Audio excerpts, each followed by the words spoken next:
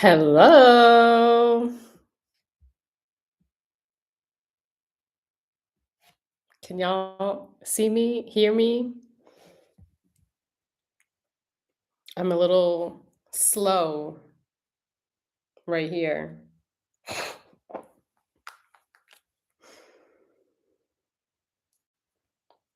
I was basically waiting for the live to start, but I didn't realize I didn't have my settings for approval for the camera to come on. So I restarted like 10 times. I did do a reading earlier, so I feel like maybe I'm just still in the clouds versus grounded and making smart decisions. How are y'all doing? Where are you coming from? What is your birthday? Let me know in the chat. If you were here last week, say hi again so I know who's returning. Uni- Universal, hello. How are you? Do I have oil in here? I do. I want it out. What is cracking?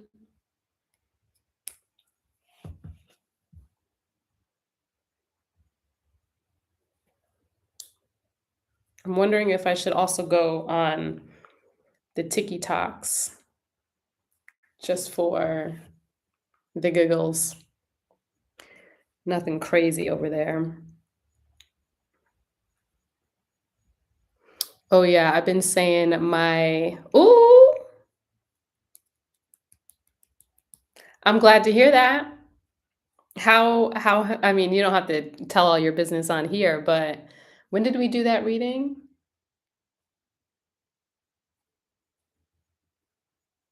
Was that Monday or was it Sunday? Was it Sunday? Has it almost been a whole week? How's the nose been feeling?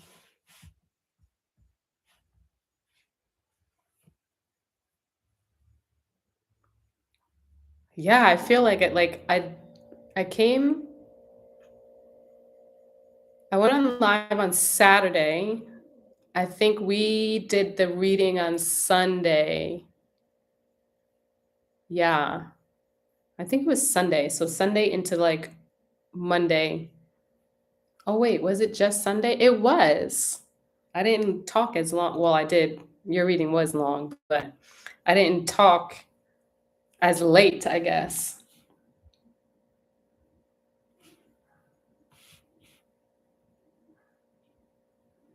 How's the nose been feeling? Very empowering for real. It felt good.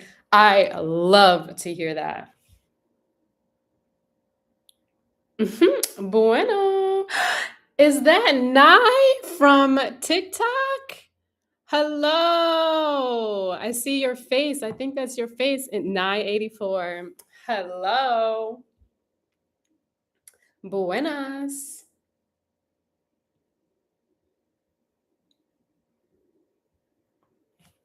I feel like I don't really need to go on TikTok because you all are here. But I might pull it up. I'm going to wait for some more people to come in, join the room. While we're waiting, I would love for y'all to pull up your chart because besides me talking, geez, this water is so drying. I do not like it. It's so drying.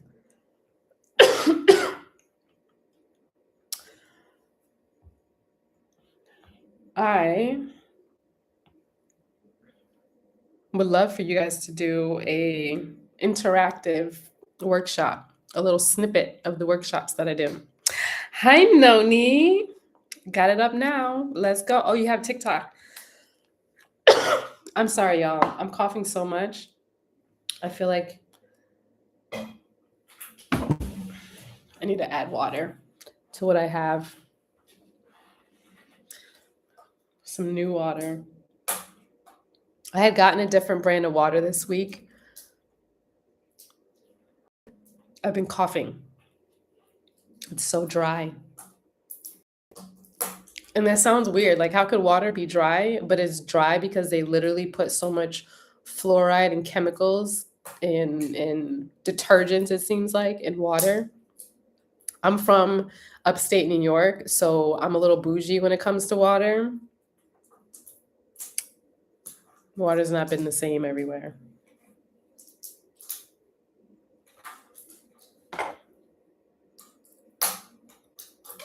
See if I can get this open. I finally figured out how to download the session. I couldn't do it on my phone. Oh no, it's way too large. I think our reading was like minimum an hour, maybe an hour and a half. There's no way. There's no way to download that on the phone. It's best on the computer. That way you can look at it on your phone, but it's not downloading from that memory on your phone. Noni, what happened? Did your phone die?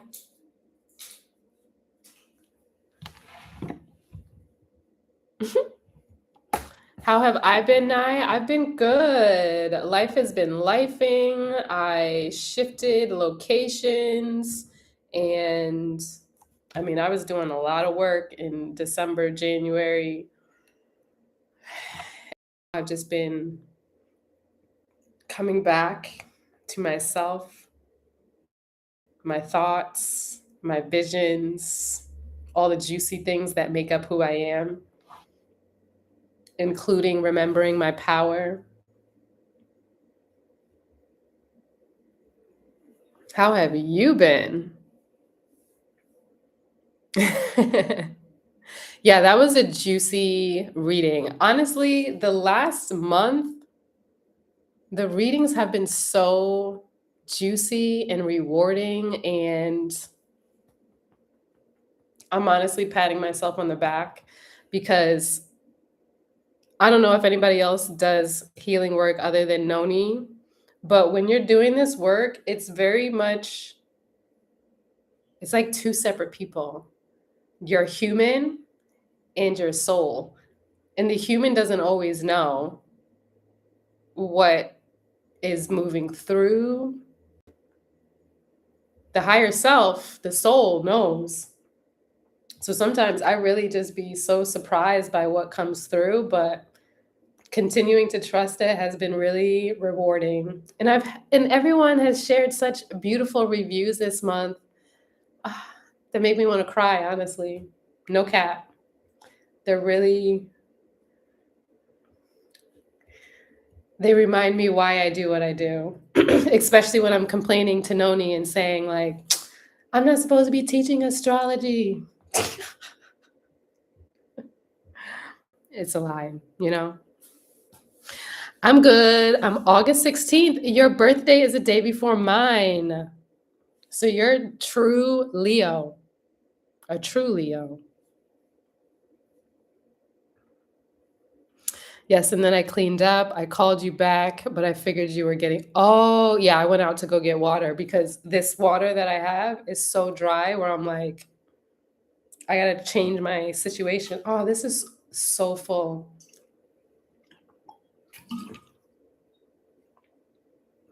This is so full. Did I? I didn't pour. It's so full. How can water be dry? That's an oxymoron.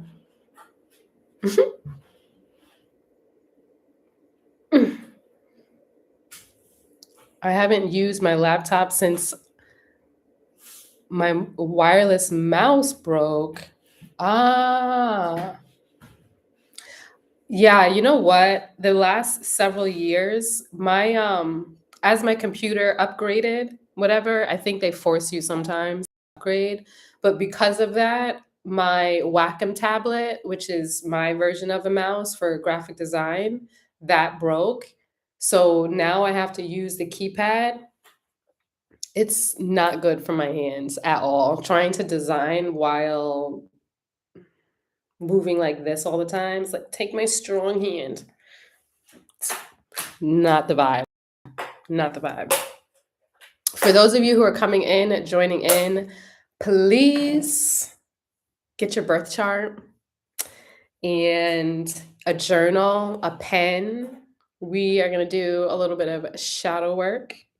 If there's any questions, I don't know if some of you were able to join in the last live. I'm going to do my best not to bore you, but if there happens to be anyone in here that has not heard about sidereal astrology and you would like a little refresher, I'm absolutely happy to do that because I say these things on repeat. Okay. I'm just getting myself some water.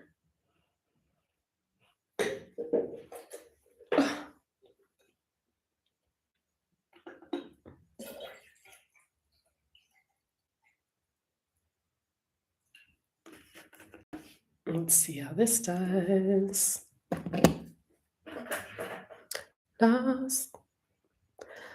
I don't like the keypad because you are prone to make so many that too. You are prone to make a lot of mistakes. But for me, like, because I could see when things are literally a pixel off. It's really that's a trait of mine with my Venus and Virgo that sometimes I don't like because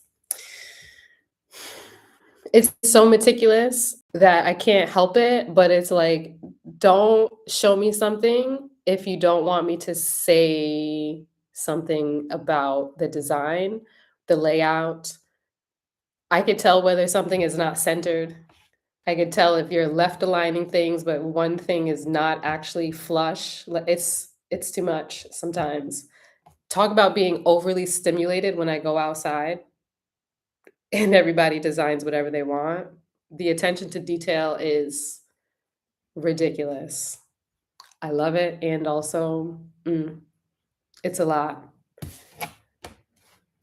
It's a lot. And especially big companies too, when they do something with their design and it's just like not giving. It's like, who did you hire for this? Anyway, let me stop talking about other people.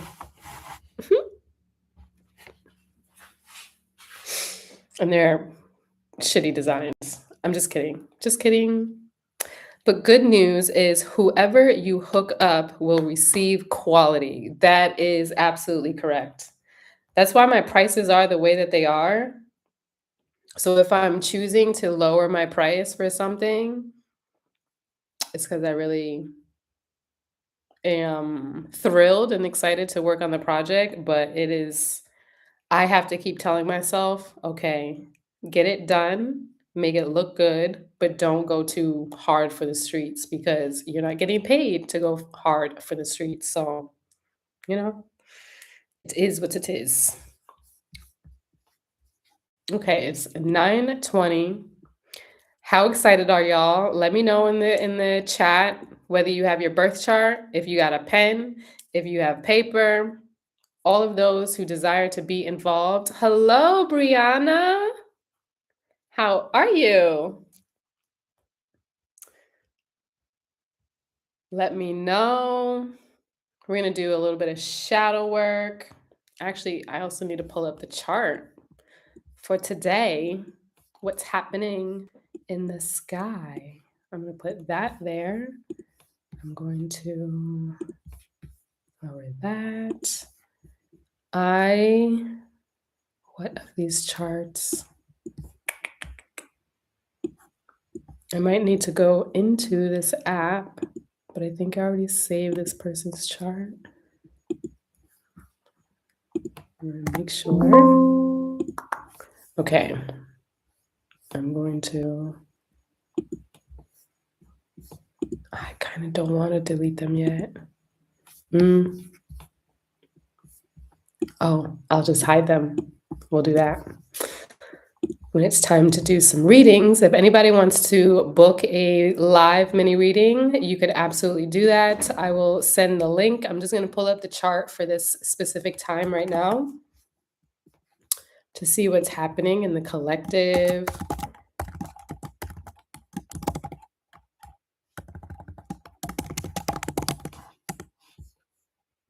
Bada boom. Okay.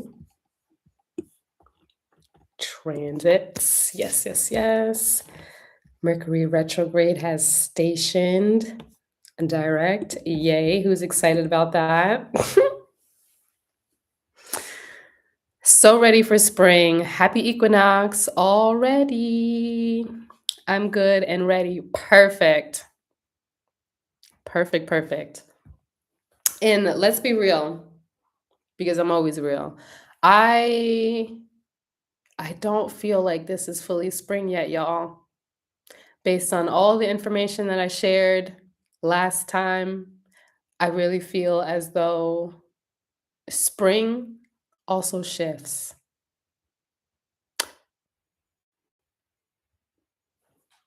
Take that information and do with it as you desire. Would you feel me? I've noticed, I think I said this on the last live, is like paying attention to the different cycles and seasons that we're actually in. And when we are in March, even April, sometimes we're still experiencing winter, snow blizzards, it's cold, you know, which it's not to say that what's happening outside is not accurate, but really also being able to pay attention to your physical cycles and what you are doing, how it actually aligns. Do you feel the urge to plant seeds right now? Do you feel the urge to still go within and figure out what you're doing with your life? We have to pay attention to things like this.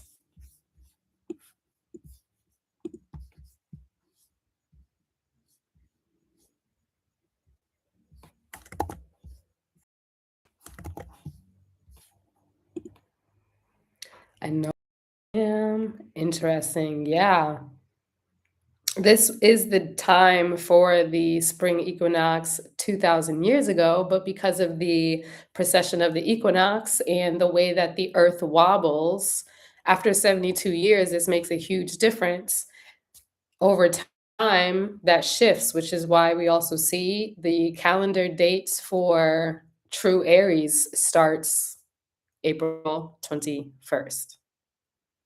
So this is like a whole month away. Personally, I'm still in hermit mode, prepping to pop out. I feel that literally exactly how I feel. I feel like even though I'm on the precipice of like, I don't know, am I going to Thailand? Am I going to Mexico City? Do I go to the States? I don't know. Do I go to Africa? Do I go to Cape Town, South Africa? Do I go to Malaysia? Like, I have no clue where I'm going in the next couple of months, but I just feel I'm ready to burst, but I also know like, chill out, girl. Not too much, not too much. There's also a lot of stuff happening in the sky. So I feel like just honoring this specific cycle is important. That hermit, deep water, seated energy that we're in. I'm debating on whether I share my screen or not because I have a lot of things on my screen and I'm afraid okay,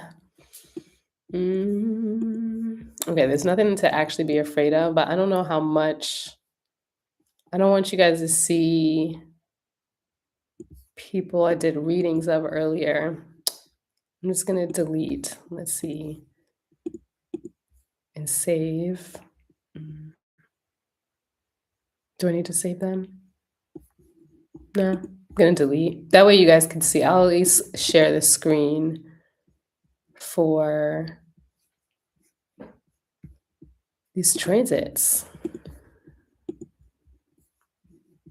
And let me know in the chat how you guys have been feeling. Like, do you feel like you were able to revisit projects over the last few weeks with this Mercury retrograde? How was your communication with other people?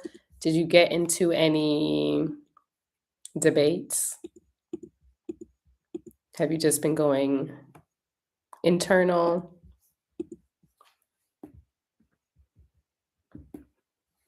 Oh, Noni, I forgot to go on TikTok.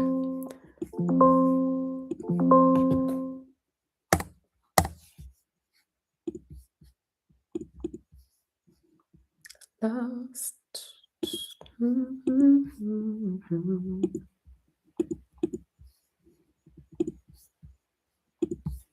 Delete, delete. When you end up doing a reading with me, especially a private, the amount of charts that I might end up pulling up is ridiculous. But I like to go digging for stuff, so all in the name of clarity. I probably pulled about 10 charts for today's reading. Okay, this full moon phase, April 1st, so I'll keep that chart. Had the new moon, I don't need that anymore.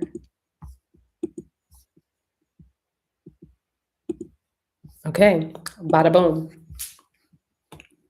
I'm still here. Okay, perfect. I got caught up in a small debate with a friend, and I have been revisiting my foundation for what I was building, but I have been mostly quiet.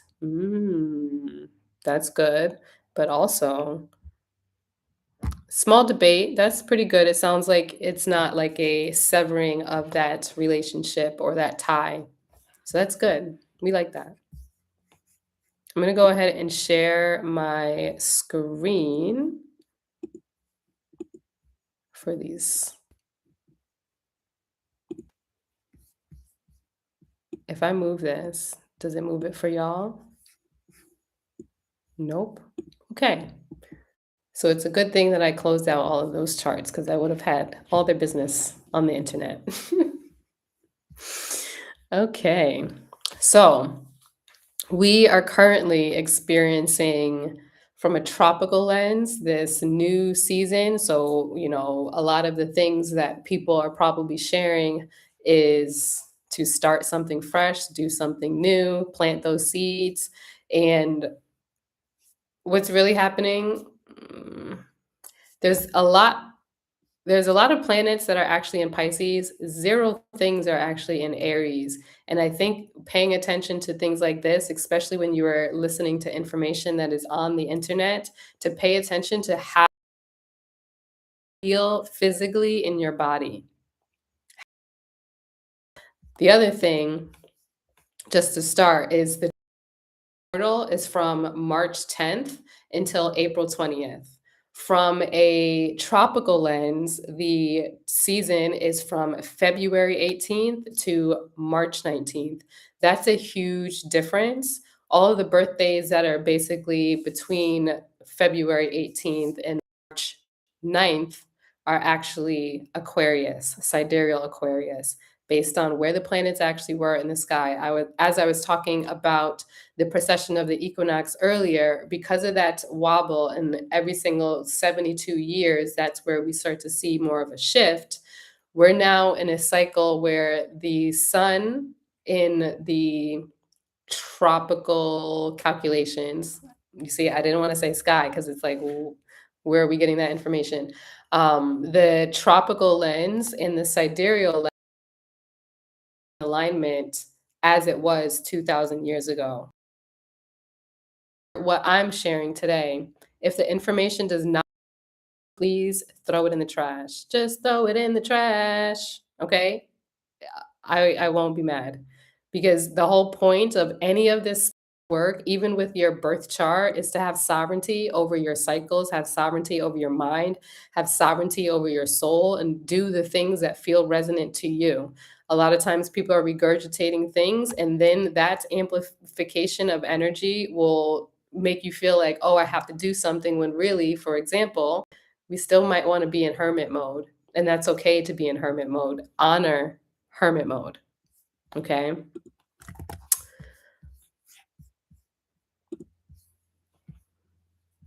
And please feel welcome to share and reflect in the chat. As much as I love to talk, I really love engagement. Otherwise, I feel like I don't know, just doing too much. We all know that I could talk all day. But yeah, anyway. So when we're looking at this Piscean energy, today we have the moon, Chiron, Venus, Saturn, Neptune, the Sun, all inside these. We have Mars conjunct Mercury station direct, and then the North inside of Aquarius, Pluto inside of Capricorn. We have Jupiter and Gemini, and we have the consistent Uranus and Taurus. That specific energy is going to be there until 2032. Okay. Pluto inside of Capricorn is going to be here until 2042. So all discussion around Pluto and Aquarius, Pluto and Aquarius, Pluto and Aquarius is inaccurate, not true. That is not the energy that we are moving through. That is the energy of the collective shadow. And what we are seeing and experiencing, if you're paying attention, is this push and this rush towards all of this AI. And at the same time, the rush towards AI is essentially us working with a system that we may not necessarily be ready for, being it ahead of the game. And what is necessary is for us to really remember what AI and this whole concept around technology even is. When we have thinking about the collective as a whole and the systems from that structure that needs to be built in order for us to be in real communion with each other, we have to pay attention to what's actually happening and where we're being pulled and distracted from actually building those things. With all of this energy, the moon sign, our cycles, our internal world with Chiron, this has to do with collective wounding. And there's a number of people who are also experiencing a Chiron return in the 70s, basically. Then we have Venus that rules our values. We have Saturn that is about discipline. We have Neptune that is about our visions. And then we have the sun that's shining a light on the bottom of the ocean, the things that we've tried to keep below subconsciously, the things that we don't really want other people to see at times. But this is also our connection to other realms, our connection to, the ideal world that we would like to build. A lot of us have probably been moving through something and not giving ourselves permission to do all in the chat. Hi, Amy. How many all in the chat have a goal, dream, desire that has been playing in your mind to create, to start for minimum a year or more? How many of y'all? Let me know in the chat and let me know the first idea that comes to mind. How long, how many years has that been? Hello, Lee Vision. Welcome in.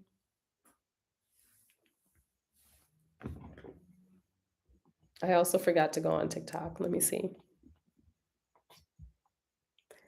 What was that?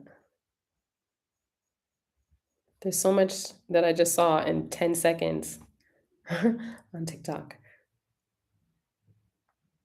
They gave me a warning the other day. It was so irritating. Because why? Didn't make any sense. Okay.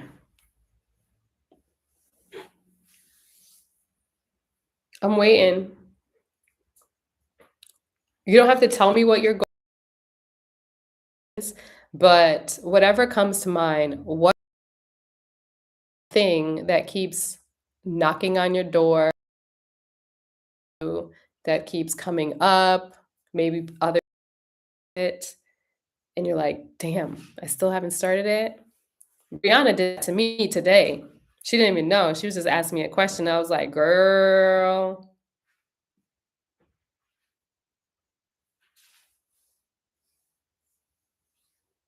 It has been many years. Yes, since maybe February, but I still go some ground. Oh, you still have some grounding to do. Okay. Okay, since February 2025. Okay, so February's coming up. Interesting. Interesting alignment there. In the last couple of years, so between 2023, February, And 2025, at the very end of February, Saturn was actually the planet that was inside of Aquarius. And this overlay with the idea that we are in Pluto in Aquarius or the Aquarian age, this overlay is where we kind of get confused sometimes about this energy. Saturn was there to have you build out the systems or get clear with the systems. What are you creating that's also all right, Noni. Okay, I have TikTok up, but hi y'all. I don't know if you're here, but I'm also the tube of you. Okay. So for me, I've had some goals, dreams, and desires. Where's that notebook? Did I put it? Oh no, it's in my purse. I have a notebook and I write different ideas and goals and dreams. And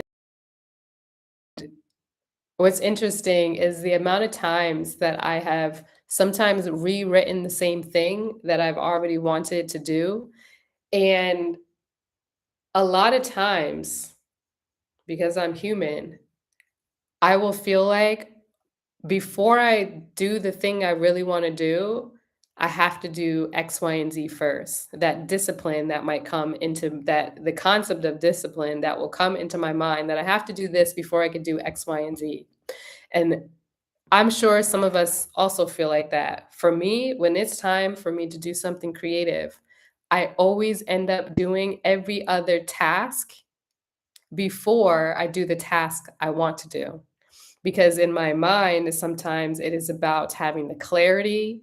Sometimes it is about having the space. So, for example, I can't create when I feel like my room is messy, when I feel like I have dishes to wash, when I feel like, oh, I still didn't email that person back. Oh, I have to do this. Oh, they needed the thinking about the list of things that everybody else needs instead of actually honoring my dreams can feel sometimes like a burden. Sometimes it feels like, well, am I even deserving of my own time? And how many of you feel like you're not deserving of your own time?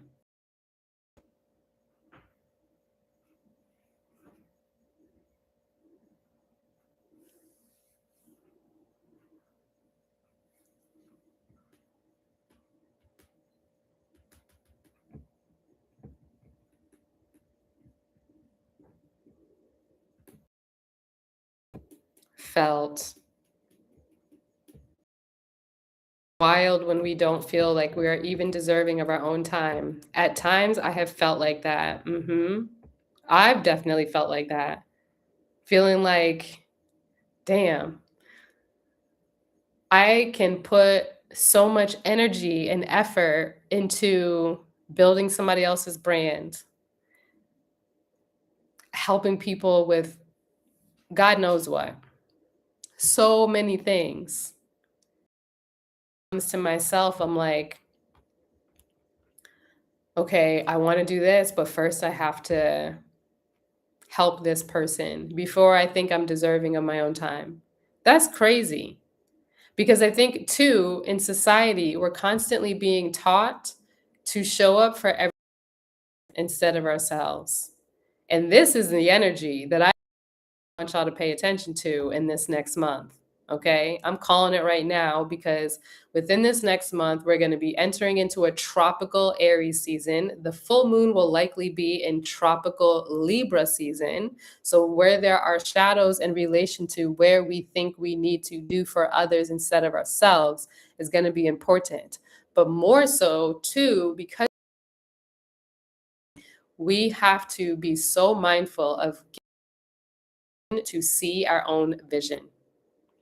I usually find myself deep in jobs and asking myself, what am I doing here? Because I think about how much I have invested in them and not in me.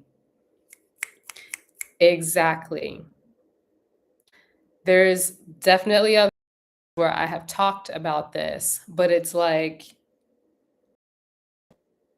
the way that we shift and change the timelines and help other people, sometimes we, even in those moments when we're thinking, what am I even doing here? We don't even realize how much of that energy that's being sourced for someone else can change so much. But if we were to amplify that energy for ourselves, the amount of things that we'd be able to actually create, wild. Absolutely wild. Hello, smoke too good. Sometimes even with overextending myself. Exactly. Exactly. We can overextend and we go through burnout and we are just giving, giving, giving, giving, giving. This is some of that Libra, that people pleasing energy. So pay attention to where you may be people pleasing in the next month unintentionally, especially if you have planets in Libra tropically, because these planets will be moving into Virgo from your sidereal chart.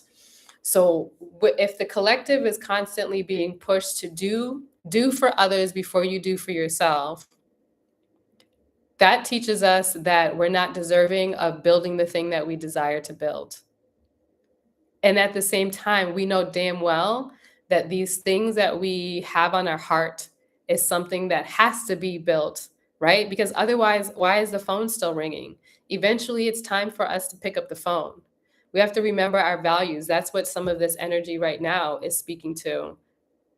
With this Venus here, what do you actually value?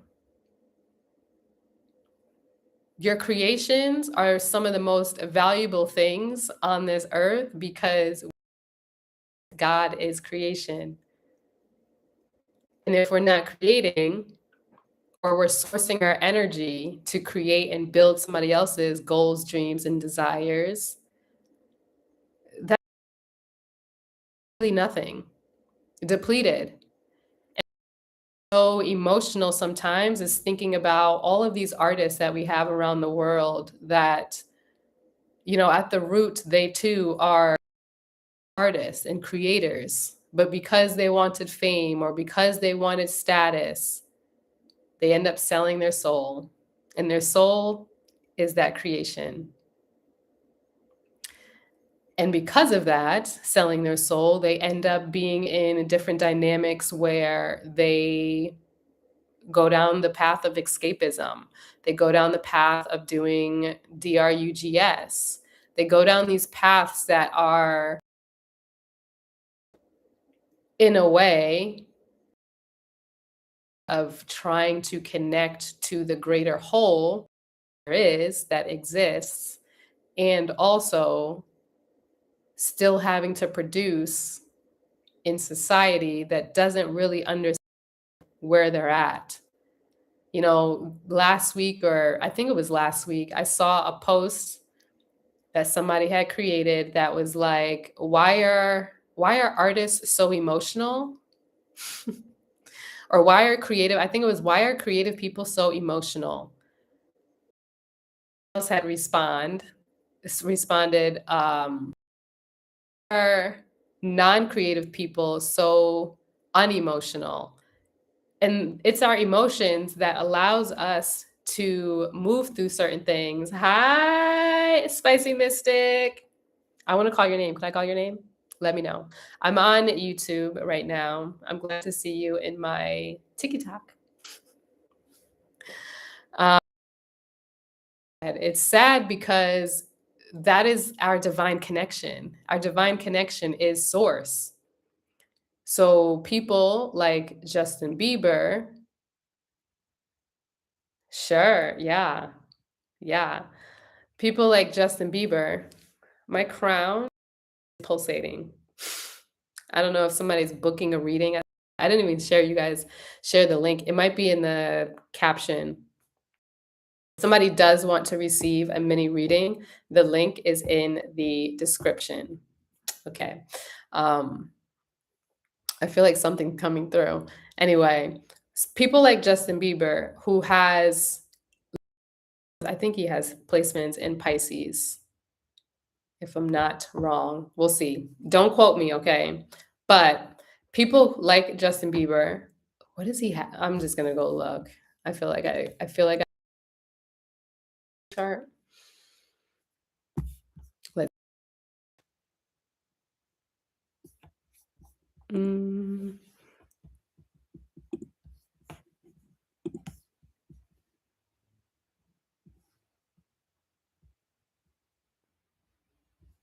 mm, mm, mm, mm, mm.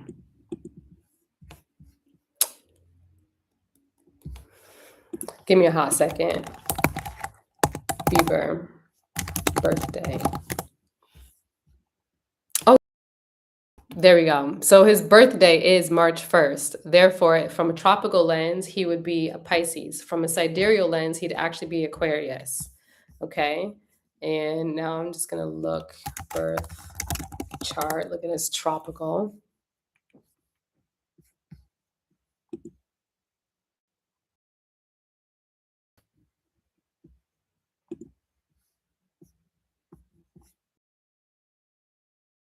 Lost. He does. I remembered. I remembered. Okay. He does. So, from a tropical lens, Bieber has a lot of placements that are actually in this Pisces Aquarian energy. Oh, snap dizzle. I don't know what I really saw online because who knows what is actually. But I did see that he recently got into a little altercation with Usher, and he actually has Mars in Aquarius tropically. So he probably also had a Mars return, maybe, potentially. Interesting. Way. So, for example, he has some of these placements that are related to Pisces in his fourth house. So, this would have to do with his home stability, the way that he's also communicating socially with people. Like Pisces are very much artists. And if the to be heard, seen, and understood in their emotions, escapism can come up. Oh, yeah, you can see my screen on here. Welcome, Spicy Mystic.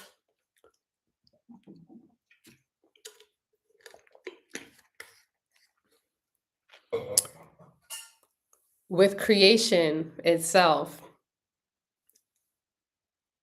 the artists that we sometimes are looking up to, people like Bieber. I'm not looking up to Bieber, but I'm saying a lot of people that are looking up to other artists, sometimes they don't realize how much pain they have to go through in order to create the art that they are digesting and indulging in.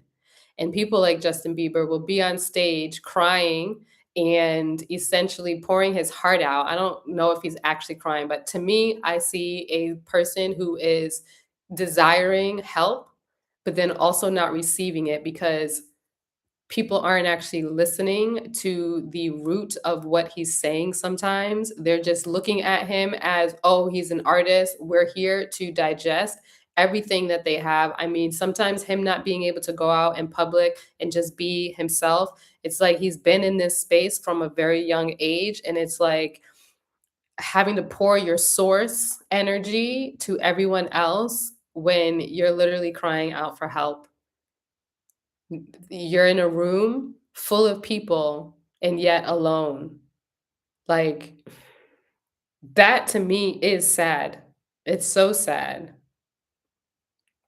And it makes me sad for other people like Amy Winehouse, seeing what was going on with her before her passing, like all of these people. And it makes me question a lot of times, like when I was young, wanting to be an artist myself, people will tell you, oh, well, you have to be realistic. Being an artist is not a real job. Being a music producer, being a singer. How many times have we heard in our lifetime, be realistic? Tell me in the chat if you've ever heard somebody say, be realistic, or they've questioned, how are you going to make that work? Or they've completely, you know, had a rebuttal, or they denied the thing that you actually wanted to create for yourself.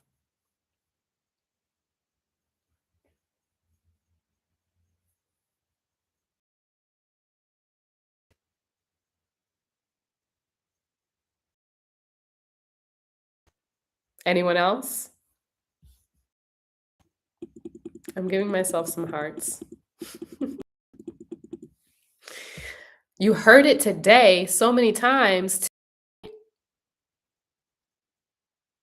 Oh my goodness. We need to boop, bop, delete those people. Snip, snip. Those people need to go. But also don't listen to me. I'm very how you gonna make that work or they're denying my desires. Mm-mm. I will never tell them ever again any goal or dream or desire I have. So is the spring equinox in Pisces yet or no? I mean, no, not in my opinion. I don't think that this spring equinox is like I don't really think it's spring. If I'm paying attention to cycles, what I was sharing earlier was that this specific season still feels very watery. Even some other people in the chat mentioned that it still feels like hermit mode. And what's important is for us to be honoring that specific cycle to cultivate in the hibernation if we need to before we actually plant those seeds. It almost creates an insecurity around what you are trying to build. Exactly. Yes, I still feel like hermit mode. Yup, same. I was sharing already that I feel like I'm on the precipice. I'm ready to go, but I also feel like, yeah, just keep nurturing this specific energy where we can be in the body of water and it's moving us and shifting us and we still need to be in flow to receive the downloads or the insights or the intuition to know when to move. What you're saying would make sense considering Pisces is mutable, aka transition season. Exactly. Exactly. I live around and with them, but I am definitely keeping my visions more under wraps. Heard. I understand what that is like. It's so, especially with family, which we could all break this down. I have plenty of workshops, okay? But especially with family, they are the first form of trust in a way that we have that we get to build. And when you are with family who, let's say, have not actually gone through the steps or the motions to make their own dreams come to life, of course, they have that awareness or that the the information that they are sharing with you is only based on their own consciousness and their ability to make changes for themselves. So if you are with family dynamics or of people with these dynamics where they are diminishing your goals, dreams, and desires, and they actually haven't done shit with their life, no shade to any family members, okay? We love y'all. And also, at what degree do we allow that information that they are sharing only from their specific experiences? Do we let that play a role in our life? Because especially when we're young, we let our family members dictate so much in our life. And because they were, let's say, following society's rules, conditions, they never gave themselves permission to dream bigger than their specific reality that they're living in. Sometimes we have to withhold our dreams, our goals, and our desires from people around us because they don't have the awareness that you have to bring that forth. They don't have the clarity. They're not even getting the download to do those things. And maybe if they are getting the download, they're not actually giving themselves permission to do the thing because they're scared. Why listen to somebody who is scared to dream bigger when you know damn well, what did you do? Where are you pulling that advice from? Oh, you can't make that happen? Oh, because you didn't make it happen? Well, I'm not you. You're not your mother. You're not your father. You're not any of your relatives. So many times, these people will be sitting on the couch watching TV watching the news, let's say, telling us that our dream is not worthy. Well, that's odd. What do you know about dreams? There's a collective of people that actually had Pluto in Sagittarius, and this is where I don't know, we look at the Gen Z as people who are not following the rules sometimes. The rules are all made up. All of them. The government, everything. Everything's made up. I gotta be careful what I'm saying on TikTok. Also, if you're over there, I'm on the tube of you. This first name here, Kanacia. Find me. Wow, so right. Felt. I have Pluto in Sagittarius. Yeah, Pluto and Sagittarius crew. This for you, the Pluto and Sagittarius collective. You guys are literally dismantling the consciousness and the belief systems that the parents had learned, the people before you. You guys are correcting that. You guys are now choosing to believe in your own path. That is what these Pluto and Sagittarius people are here to do. No longer are you needing to listen to your pastors and your preachers and all these other teachers. Yes, you get to dive into different cultures, spirituality, religions, practices. You get to explore all of that because it is about the exploration. And also, are you taking those things that you are learning and calling it yours, or are you seeing what is working for you, what's not working for you, and then you're moving forward? If you're taking those things as truth without actually choosing to listen to your higher self, to listen to how you are guided in this lifetime, you are essentially following the same rules that other people have followed before them, essentially the Bible. And now it's time for you to actually step up and step in to your purpose. The difference between religion and spirituality is one, religion is reading somebody else's story, regurgitating somebody else's story, and telling you how to live yours. Spirituality is a ritual with you in the breath of who you are. Those two things are separate. Religion will tell you to not question God. But if we are God, if every single one of us is God, what they're really saying is don't question me. Because they oftentimes don't have answers for the things that you are speaking to. Don't question God. Are you saying that you don't have an answer or nah? Hello. How do I say this? I know who you actually are, but I don't want to put your name out there unless I'm allowed to. But you know what I mean? Precisely. That's why I hate the phrase challenging authority because who is the authority and who deemed them so? Exactly. Who said you are the ruler of X, Y, and Z? And sometimes the belief in some of these systems that are literally choosing not to help us. We have to stop believing that they even have rulership over us. None. Absolutely none. To me, when it comes down to waking up this spirit, I like to say that I'm a spiritual warrior. When it comes down to me saying that, it's not about going to war. People look at reality like you have to be all nice and like a fluffy rainbow, but it's about being sovereign. No one can tell you what to do except for you. No one. So when it comes to our dreams, our goals, our visions, something that I'm even practicing is I'm not saying anything to anybody about certain things.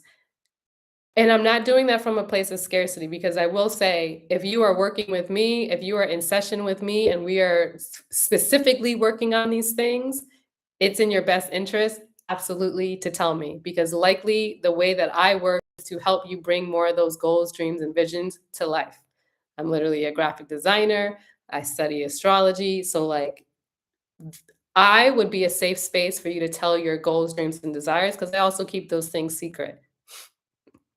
I know a lot of things that I do not share, obviously. But the point is, when you're sharing with other people and they're now reflecting back to you, well, how are you going to do that?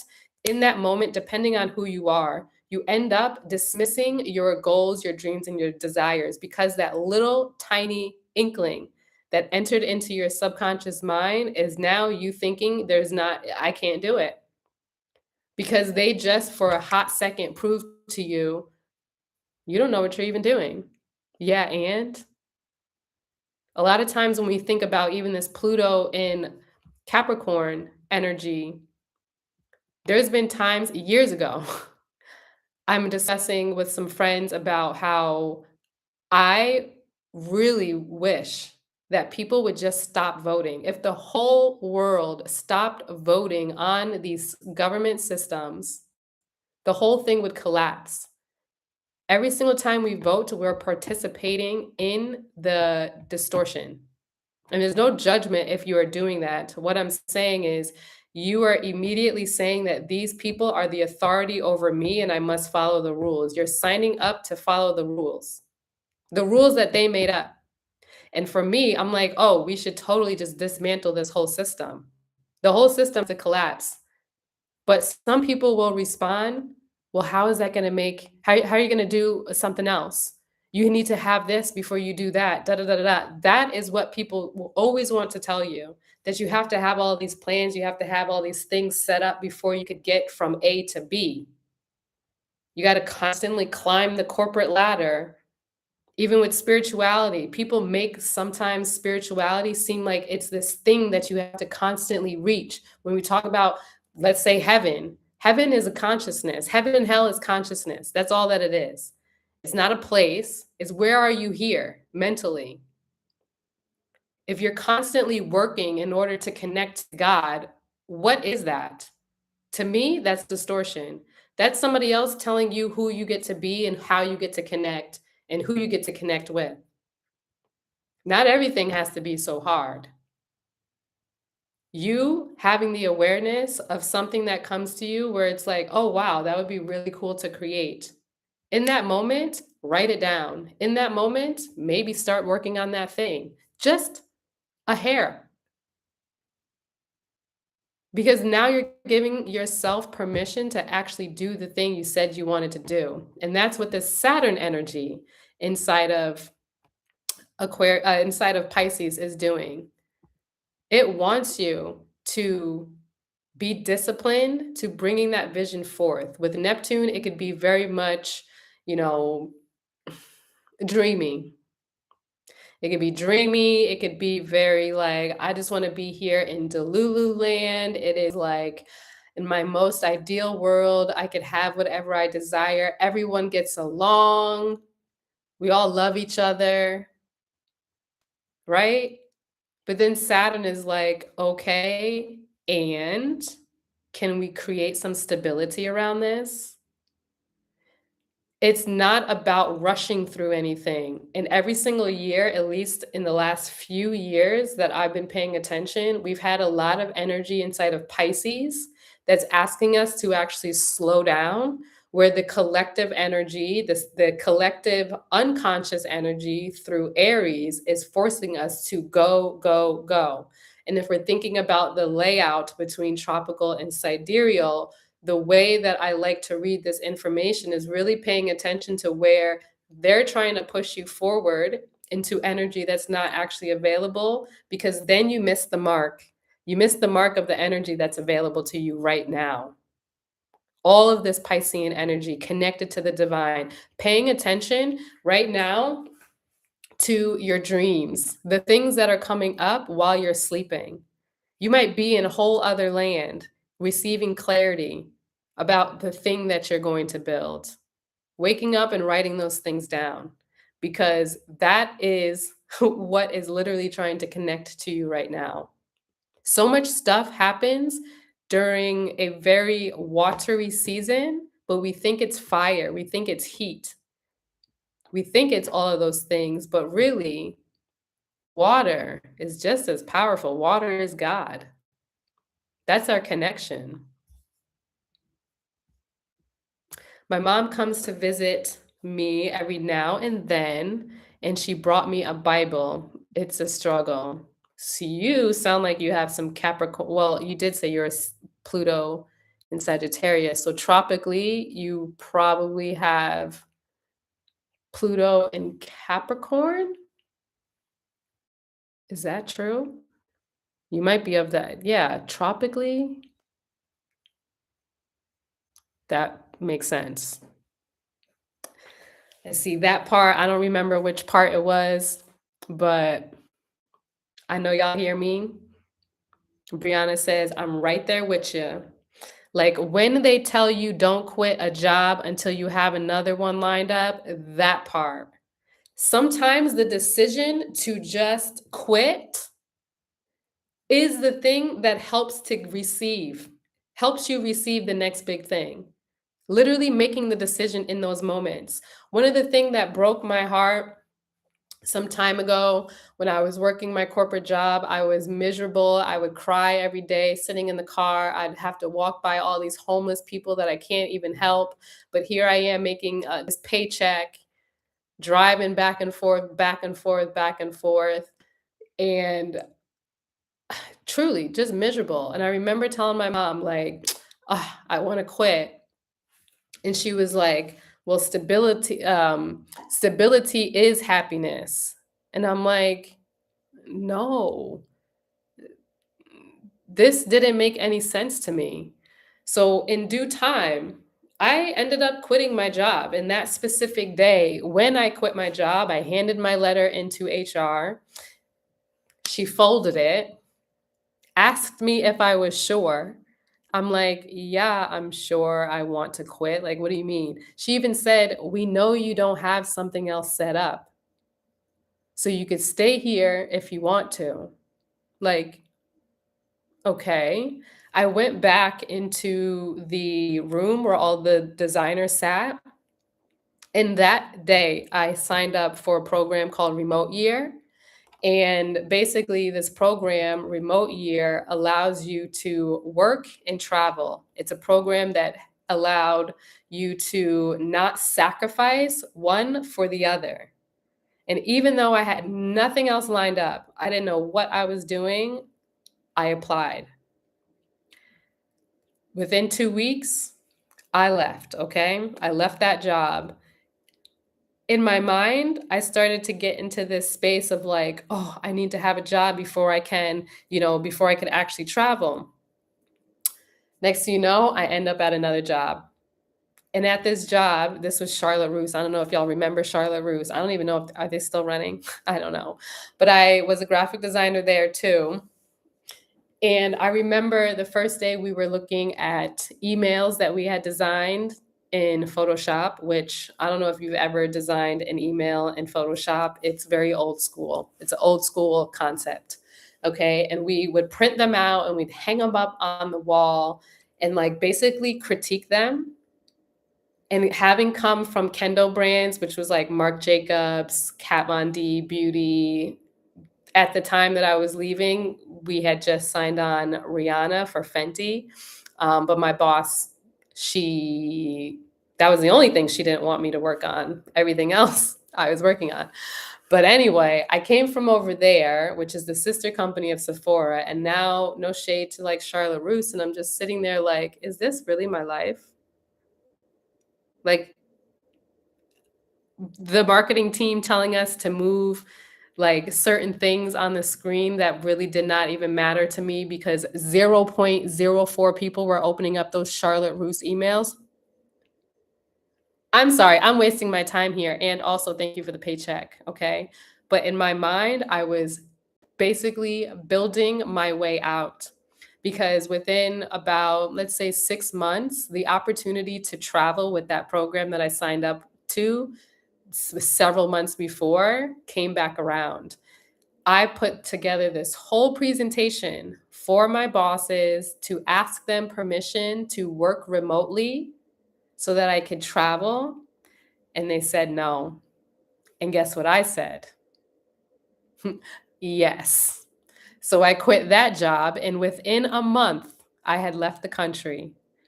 I have not been living in the United States since then, since November 2017. They told me no. I said, bet. Okay. Because what we're not going to do is let somebody else be the ruler of our dreams. Okay. I have not been living in the United States, and I'm so grateful, but that was me choosing me. If I would have chosen stability, I don't know where I would have been. I haven't been stable for 8 years. I've been moving around country to country. I have been in places struggling, the whole 9 yards. But do I choose this over being miserable at a corporate job that I don't really like? Forgetting about who I am? Absolutely not. Got me fucked up, okay? Let me read some of these comments. Those planets are sitting on my sun, Uranus in the 10th house. Feels so heavy. Okay. So the work that you're actually here to be doing, are you creative? Aw, thank you. I'm glad this is inspiring y'all. I love that thank you. Love that for you. I love it for me too. Already, I'm just like, where do I go next? Because from 30 to 36, 30 starting out with 2020, and then some people talk about, well, actually, a lot of people talk about your Saturn return being difficult.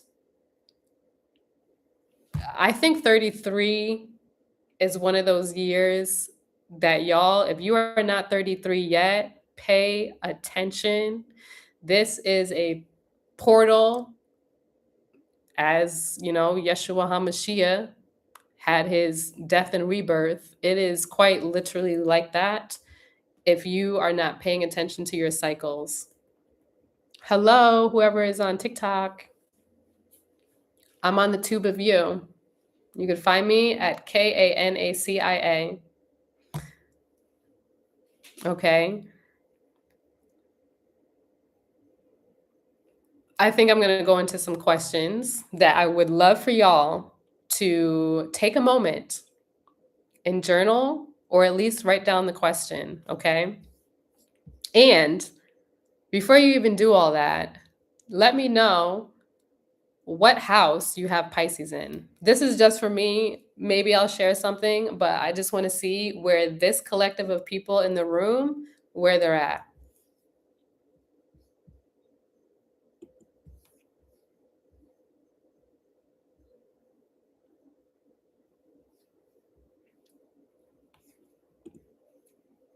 Yes, I'm creative a lot. Yes, I'm creative, but a lot of it is probably suppressed. And you have Pisces in the 10th and the 11th house. Okay, so your work is literally here to help others, and it's the legacy that you were leaving. Hi, Karmic. Okay. Karmic said, I'm his favorite Black creator. You either need to find more Black creators, and or that's a really huge compliment, because maybe you follow a lot. At least say that me and Noni are like, I don't want to leave my sister out. Oh, you do follow a lot. Ooh, don't make me blush.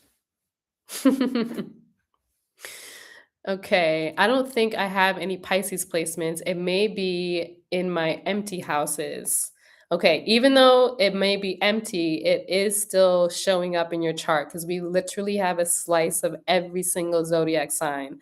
That's why again, I still that's why again I still say don't ever talk about another sign and trash them because you have that energy too. Thank you, Karmic. Yes, I still need to visit Noni and Brooke. She's in Massachusetts. But if I'm ever back in Brooklyn, because I do have some friends there, yeah. Okay. Mine is in the 8th and the 9th. Hello, I was from TikTok. Do we do whole sign or Placidus for house systems? So the sidereal chart that I use, this is definitely a whole house, but these signs are different lengths of time. So, right now, the space that I'm wanting to navigate with you is through your tropical chart. So if you use whole sign or you use Placidus, gather any single one of them. And welcome from TikTok. Thanks for being here. Okay, Amy, 3rd and 4th. Okay, and your birthday, Little Little Rockley. You are actually a sidereal Virgo for that birthday. Thanks for sharing. So I just looked, it's up in the 9th. Okay. So we have 10th, 11th, 3rd, 4th, 8th, 9th. Maybe nobody over in the other side, nobody in the 5th, 6th, 7th. Interesting. Mm. So like 3 and 4, that's in that first house of like really understanding who you are and then with family. And then the 8th, 9th, part of this is that transformation. You use this Piscean energy to transform and to heal. 10th and 11th, you are using your creative space to also show up in the public. So it's like we've got a little bit of mix of energy here. I'm hoping all of the work I'm doing now offsets my Saturn return. Yes. We're going to hope for that too. Because the Saturn return is interesting. So, for example, with me, my Saturn return was actually where and when I started traveling. Yeah, that's a long time ago. At 27, 28 is when I started traveling. But what's interesting is that Saturn being, responsible and disciplined, my placements from a tropical lens, it's in Capricorn, but really it's in Sagittarius. And Sagittarius likes international travel. So even though I didn't know anything about astrology like that, other than like color astrology and like just little cute, fun things, I didn't know and realize that I was actually following my blueprint before I knew about my blueprint. And the more you listen to yourself, the more these things will just align in that way. So, a question that you can journal about. Which one do I want here?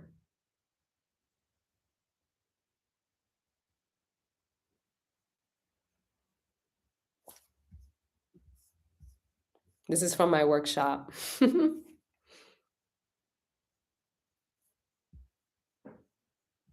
Since we're just now coming out of this Mercury retrograde inside of Aquarius, the first question.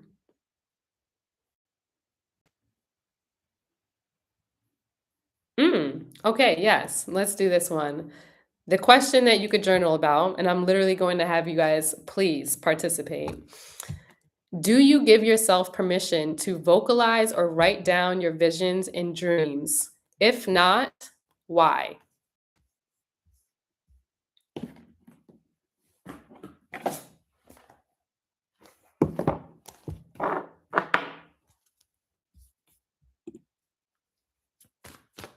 I think Pisces is in my 5th so it's you that almost completes the whole chart. I think we have just about every single Pisces placement except for the 7th house. So you're also supposed to be doing something creative, but you need that flow. It's not, I mean, I already read your chart, but it's more so about that flow and your expression versus needing to in using that energy to like do deep healing is more so you get to use that energy to with your everyday life. Yes, I feel like I've got to write it down. Yes. Yes, the dreams come heavy for me, so I definitely got to record them. Yeah. Yeah, and what I love to do, like, I don't know how you want to, or how you already record your dreams, but something that I do, especially when I remember them, I either draw them out and or, oh, thank you for the follow, and or I'll type them out in my phone. Sometimes I journal, but if I'm typing it out on my phone, I will write the date, the time, and that helps me to be able to go back and literally just label the whole thing dreams. And I just say whatever it is that has shown up or the memory of those things and use that as like a library. Part of, excuse me, this dreamscape, or even when we're thinking about spirituality, it's very important for you to be paying attention to every single thing that's showing up in your life because that's also teaching you how you communicate with your spirit guides. The things that you end up seeing is the thing that is connected to them. So sometimes we could be looking at our like spiritual numbers. We see 111 on the clock or 333, and then we go look up on the internet, what does 333 mean? In those moments, when you're seeing a synchronicity like that, when your guides are trying to communicate with you, think about what you're actually thinking about the moment before or what comes up in that specific moment. That's how you start building your own library. To some people, a bee can mean honey, right? To somebody else, a bee can mean harvesting. We have to pay attention to what shows up and pay attention to the patterns within all of that. I believe, whoa, whoa, whoa. I believe time is important as well, especially on the numerology aspect. It will give you the perspective on what the dream is about. Yeah. And like sometimes when I wake up, I feel like I've had a dream, but then maybe I just don't remember. And somebody will remind me of something. Oh, look at that. Interesting. Okay. Um, yeah, somebody will remind me and then I'll do my best to write that down. Because every single time you acknowledge these things that you're moving through or what's moving through you, you're teaching your guides that I'm listening, you know? So for that first question that I had asked, do you give yourself permission to vocalize or write down your visions and dreams? If not, why? And here we are talking about dreams. The card that came out, ooh, secrets revealed.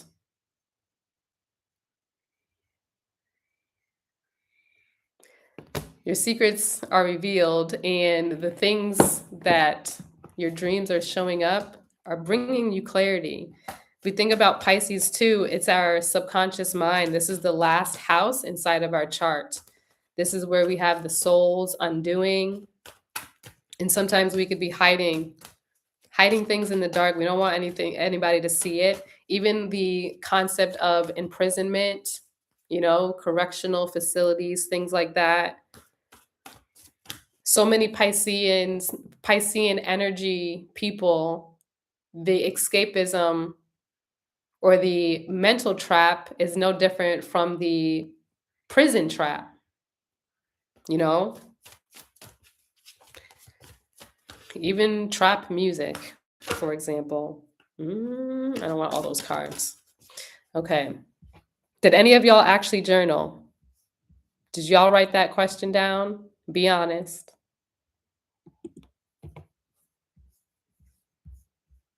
Don't lie to me. Do do do do do do do do do. Don't lie to me. Is that the real song? No. You lied to me. What's the real song? I'm tripping. Okay, I'm glad you wrote the question down. Good. Okay. Let me find another question to share.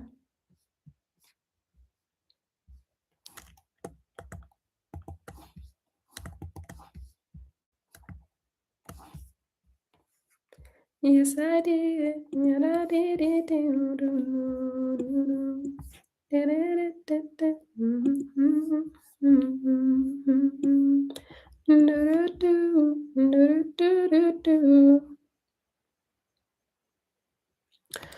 Okay, another question.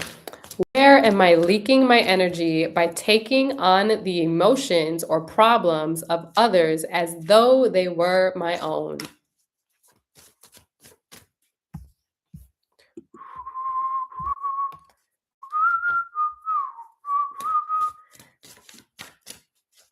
Good.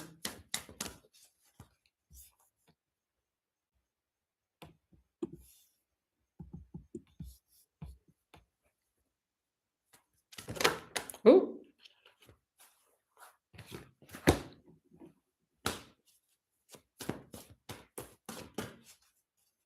And whether it's today, tomorrow, or throughout this time, these are questions I want you to be paying attention to for the next couple of weeks because Piscean energy is long. We will likely have another new moon in Pisces. I'll look it up right now. Okay, so we are here, lunar phase. Let's see the next one. New. Ooh, I don't know where that place is. Oh, Liberia, New York. Okay. Full moon, we just had a new moon. So the next full moon. So the next full moon is April 1st. So then we'll probably have another new moon in Pisces.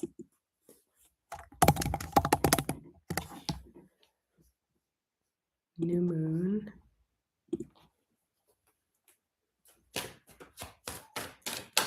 Look at that. We do. We have another new moon in Pisces. And the full moon,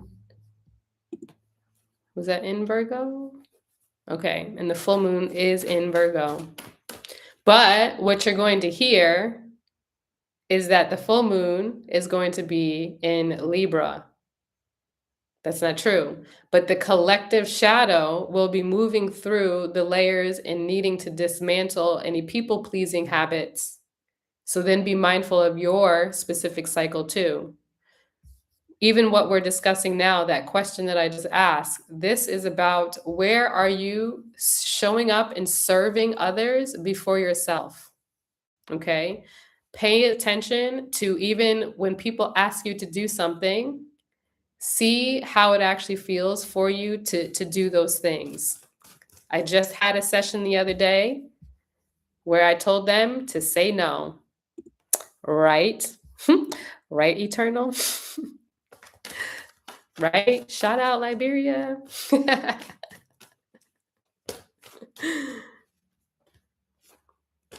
Say no. And think about why is it do you feel you need to show up for others? All of us were, kind of connecting with the same energy where yeah, we sometimes are putting our energy into other people's goals versus our own. Why do we feel, that's another question, why do we feel that that is okay? Where did we learn that from? When you start paying attention to the root for example. Sometimes your parents are telling you to talk to strangers to who are strangers to you, maybe not to your parents, but they're telling you, "Oh, do this thing." You're like, "Stranger danger," and they're saying, "No, no, no. Say hi. Give him a hug." And it's like creepy man. You're like, "What?" That's where you might have first learned to not trust your own instincts, you know? A lot of times it felt like a pressure, imaginary obligation. Exactly. It's like, who, what, when, where, and why? Why do I have to do this thing? You know? And if you don't listen, now it becomes a control thing, right? If you actually are speaking and expressing your emotions and somebody else is telling you no, do it anyway, that's where you're first having that break and that betrayal with self. You know, think about the times that we were sitting at the dinner table. I don't know about y'all, but I was not allowed to waste food. I'd be sitting at that dinner table for hours when it was Brussels sprouts. Okay? Yes, this live will absolutely be saved. Thanks for asking. So when we had to sit at the table for hours because we didn't finish the Brussels sprouts, and then we're looking at the Kool-Aid sitting on the counter all the way on the other side of the kitchen, all these obligations, these rules. We couldn't even go to the bathroom sometimes because mom thought we were going to throw food away. But like, who's coming to get us if we do that? You know, why? Why such force? Maybe you're full. Can that also be okay? I'm full. I'm complete. Not you have to eat everything that's on your plate. Those little tiny moments are teaching you not to trust yourself, not to move forward, not to do the thing that you wanted to do because somebody else is holding something over you. Something imaginary, as you said, an imaginary obligation. I would be there all night some days. That part. And what our parents don't realize, we're not blaming y'all, so in case any of y'all see this, I love you, okay? We love y'all. And also, why can't we just be? Thank you for the hearts. Oh, there's 2 people over there. I'm on the Tube of You. You could find me at KANACIA if you would like to join over here. I'm showing the sidereal chart as well. So feel welcome to come over there. You're also welcome, obviously, here, but in case you want to be nosy and see what's on my screen, come through. Alchemy. Sorry, I keep going backwards because the camera's flipped. They flip it so that you could actually read this. I'll share it over here too.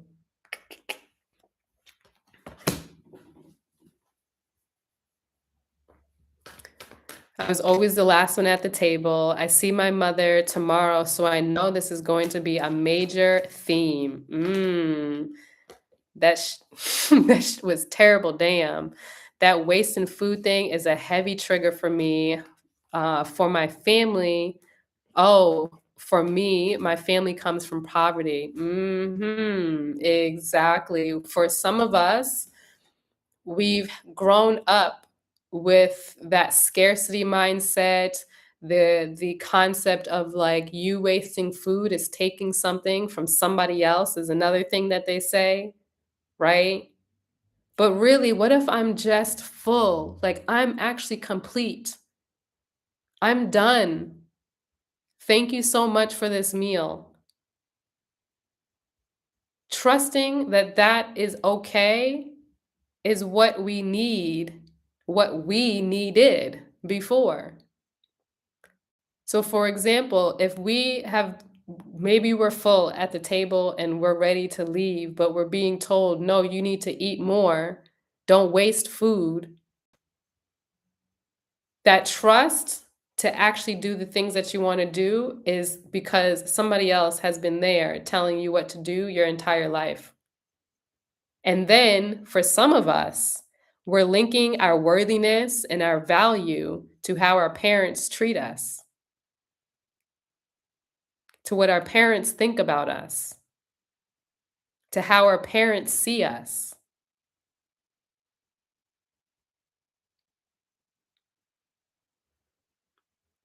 For me, I had to really learn, and still I work on this, I'm human.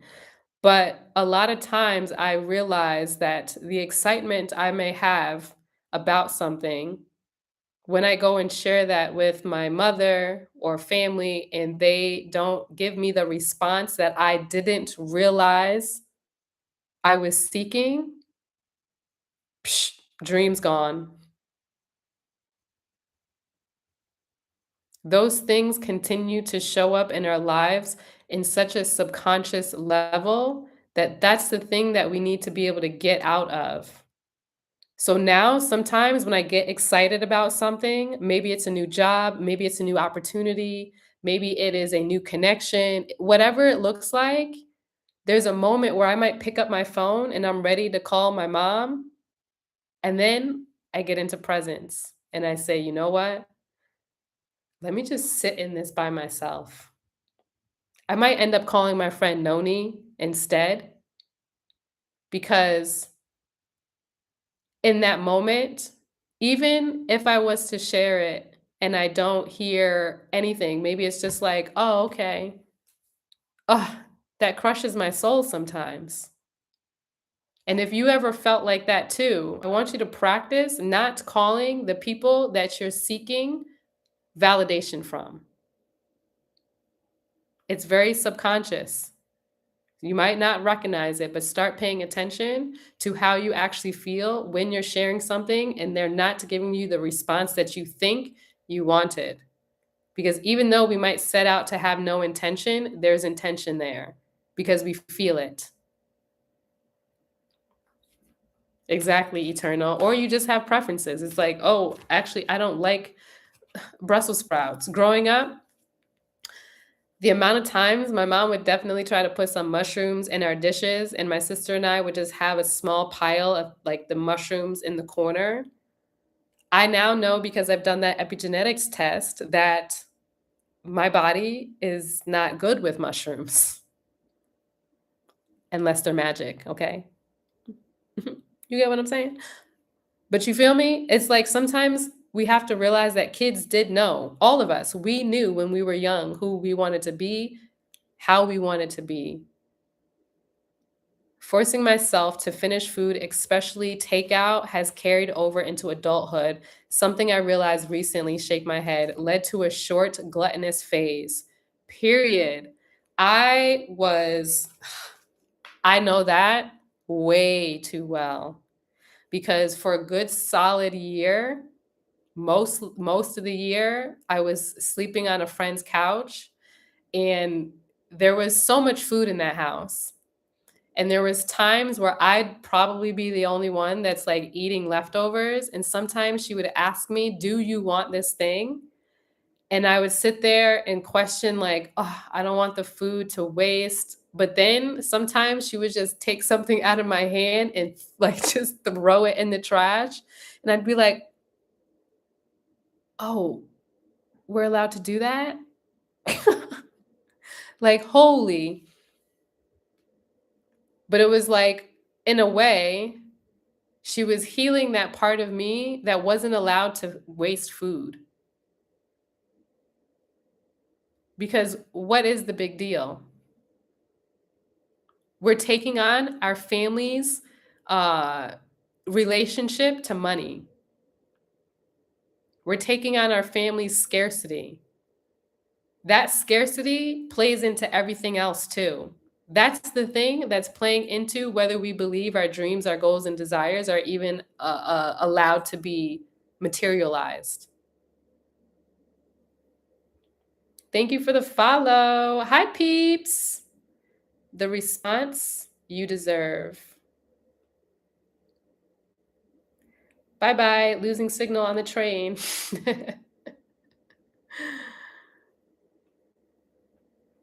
For those of you who are on the TikTok, I am on the tube of you at Canacia, Kanacia. Come through if you desire, no pressure. Felt. I don't like it when people use that term, your little business. It's a big deal to period. Pay attention to when you accidentally do that.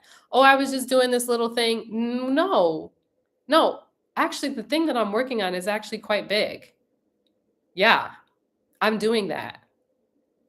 I've started to notice that.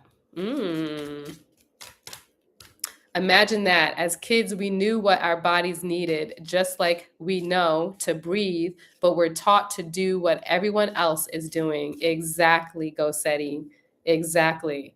How many times do you think having that energy constantly being over us, do we start to take on that before we take action? We're taking on everything that somebody else is saying before we believe in our goals. And again, I don't know if you were here yet, but in the beginning, I was saying if we constantly keep waiting for everybody else's approval, we're never taking the action. Ever.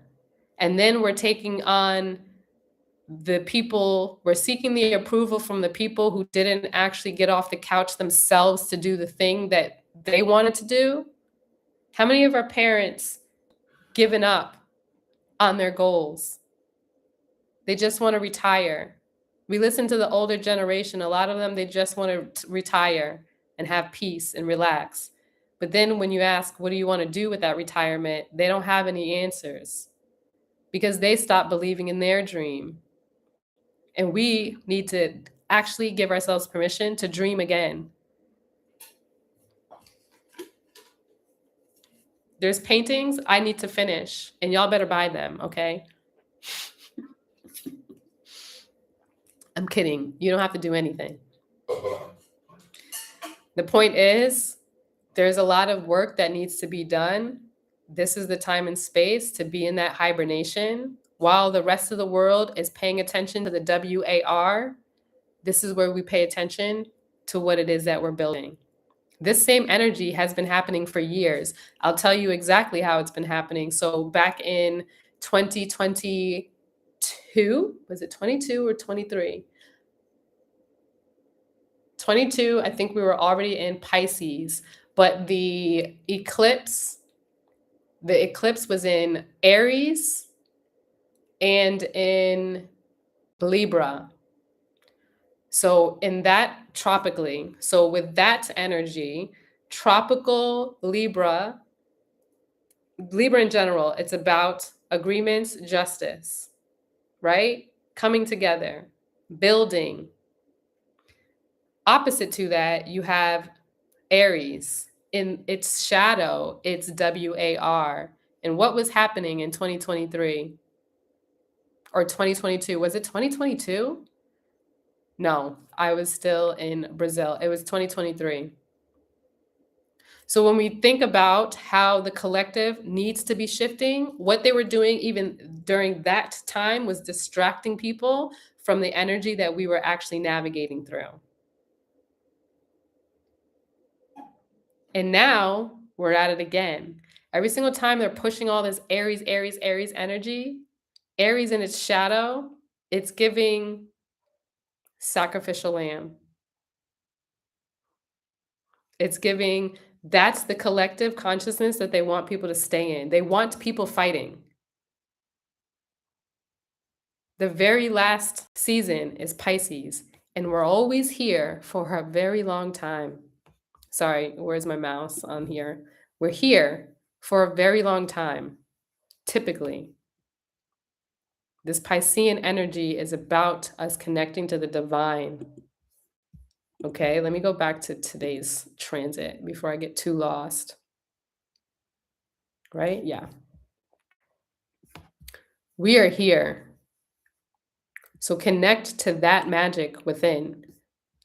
Okay, let me see if there's another question that I would like to ask y'all or what you could journal about.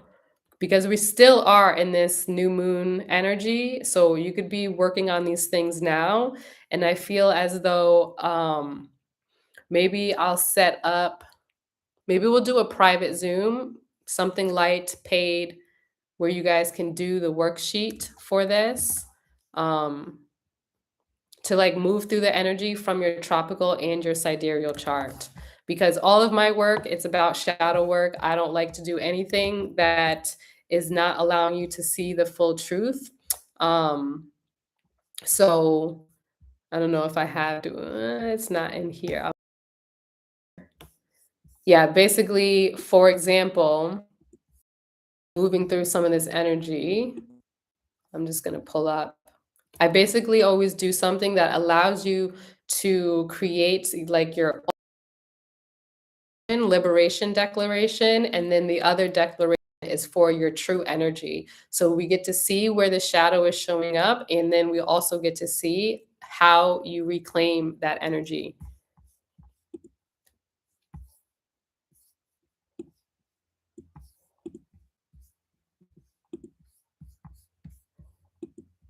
I don't know if it's going to let me see it because I'm on the interwebs.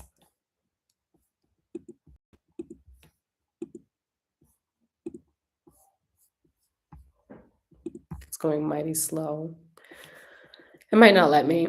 Okay, we'll ignore that for right now, but I'll do my best to actually I could do can I do any of them? Is something open for me to see?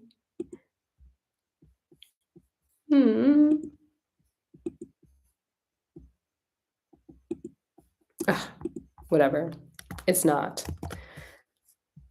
I have way too many design files open. It's not loading it. So I'm just going to ignore that for now. Okay.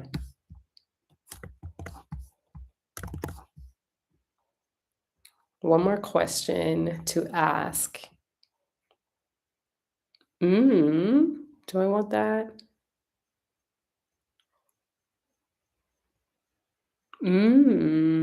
Okay, I might give you guys two.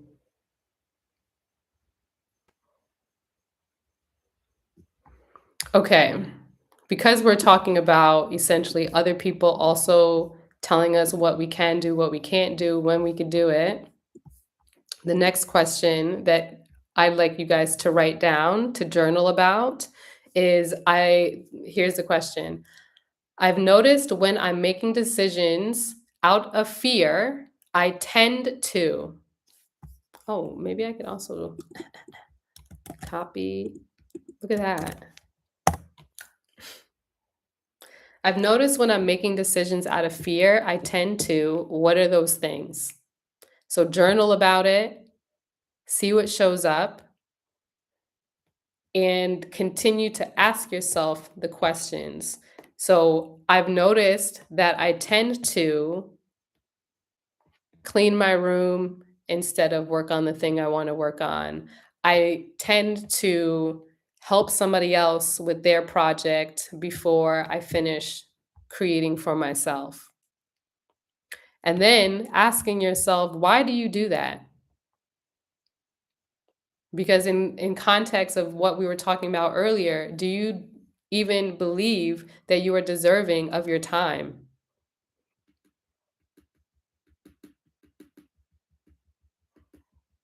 Do you think that your time is valuable?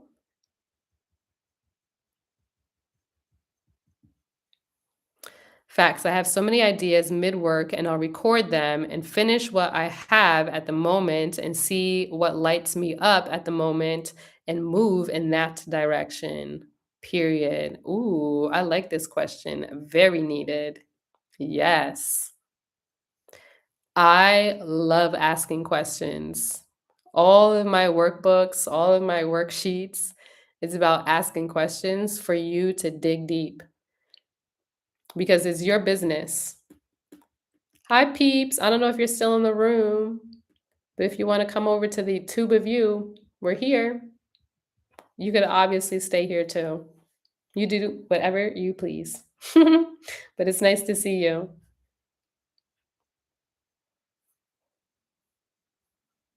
The only way to get to the root of any issue is to just keep asking questions, to get curious. Where is all this stemming from?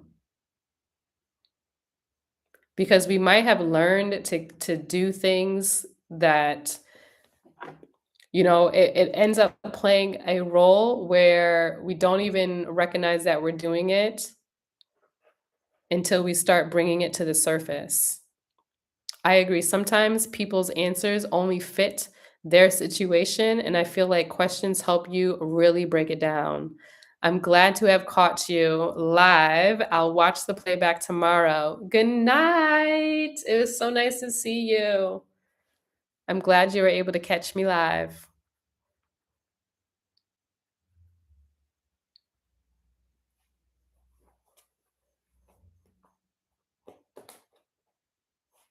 Thank you for the heart me peeps.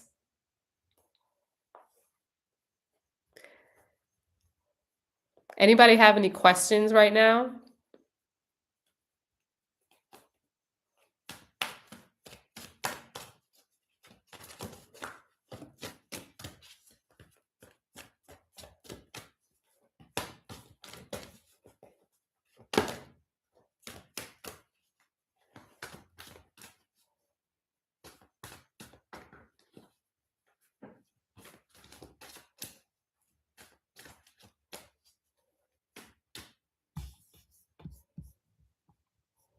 I feel like there might be any questions? Any questions? No? No?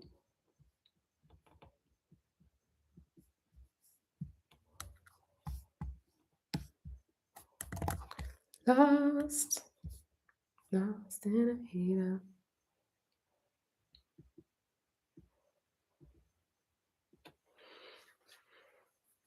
Okay, what is Jupiter and Gemini's role in the sky right now?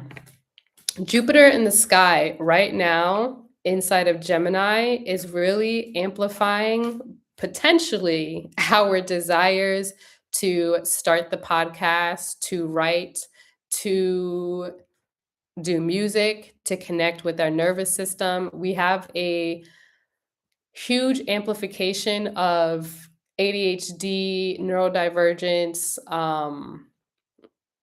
autistic. Ooh, I do see a mosquito. We have a huge amplification of these conversations.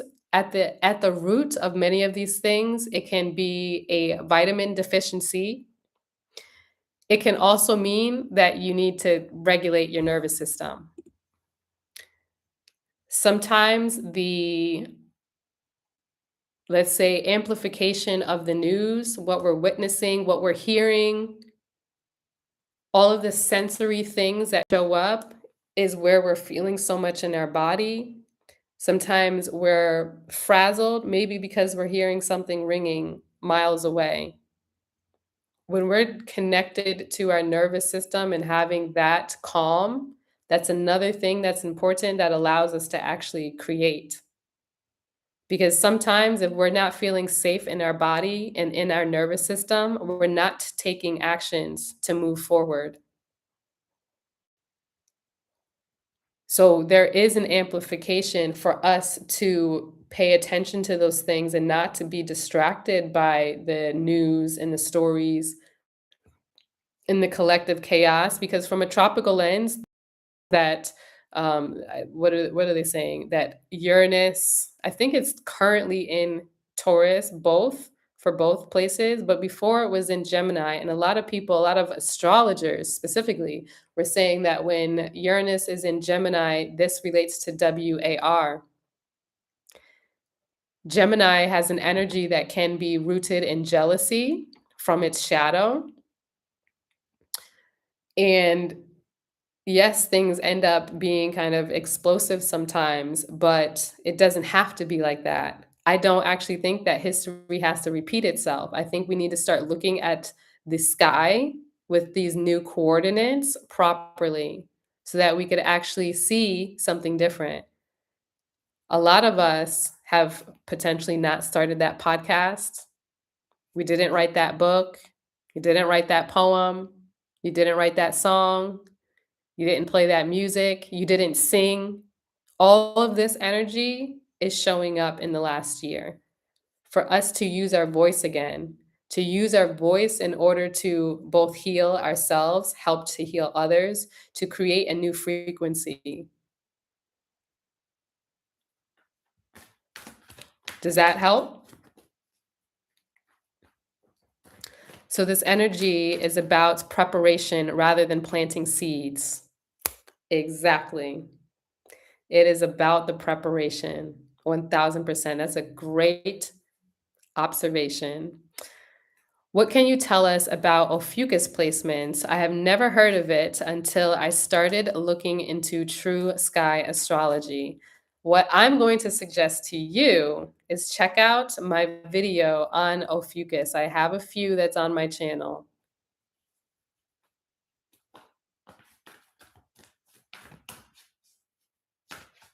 I have a few, but I'm more curious if you guys have any questions about this specific energy right now. Because Ophiuchus, it's definitely necessary. There's no planets in there right now, but I have videos where I go more into depth. Let me think of which one. Let me think of which one. Let me go there. Um,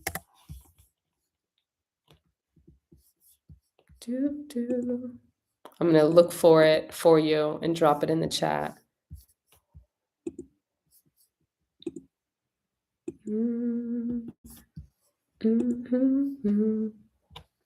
Please hold while your party is being reached. Okay, we've got this one. Copy. Bada boom. Okay. That is where I actually talk about both Chiron, Ophiuchus, as well as what was moving through me during that specific time. And I believe it'll be helpful. Thank you guys for also being here. I really appreciate it. Thank you for liking.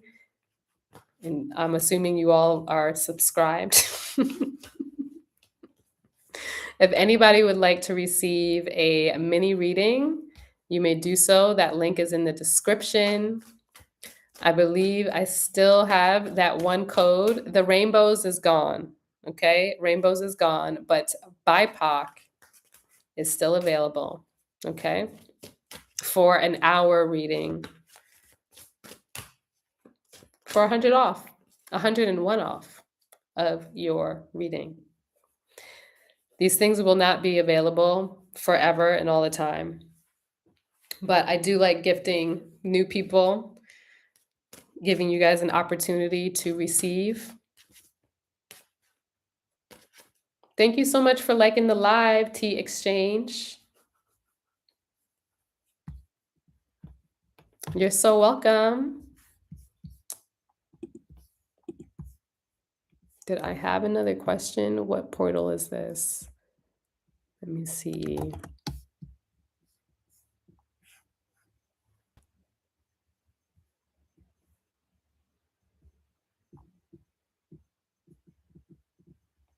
I feel like I kind of asked this question earlier. Oh, wait, maybe did I ask that? No. I feel like I'm damn near asking all of the questions that I have in here from my workshop. Did I ask this already? In the present moment, I am being asked to slow down and be patient with.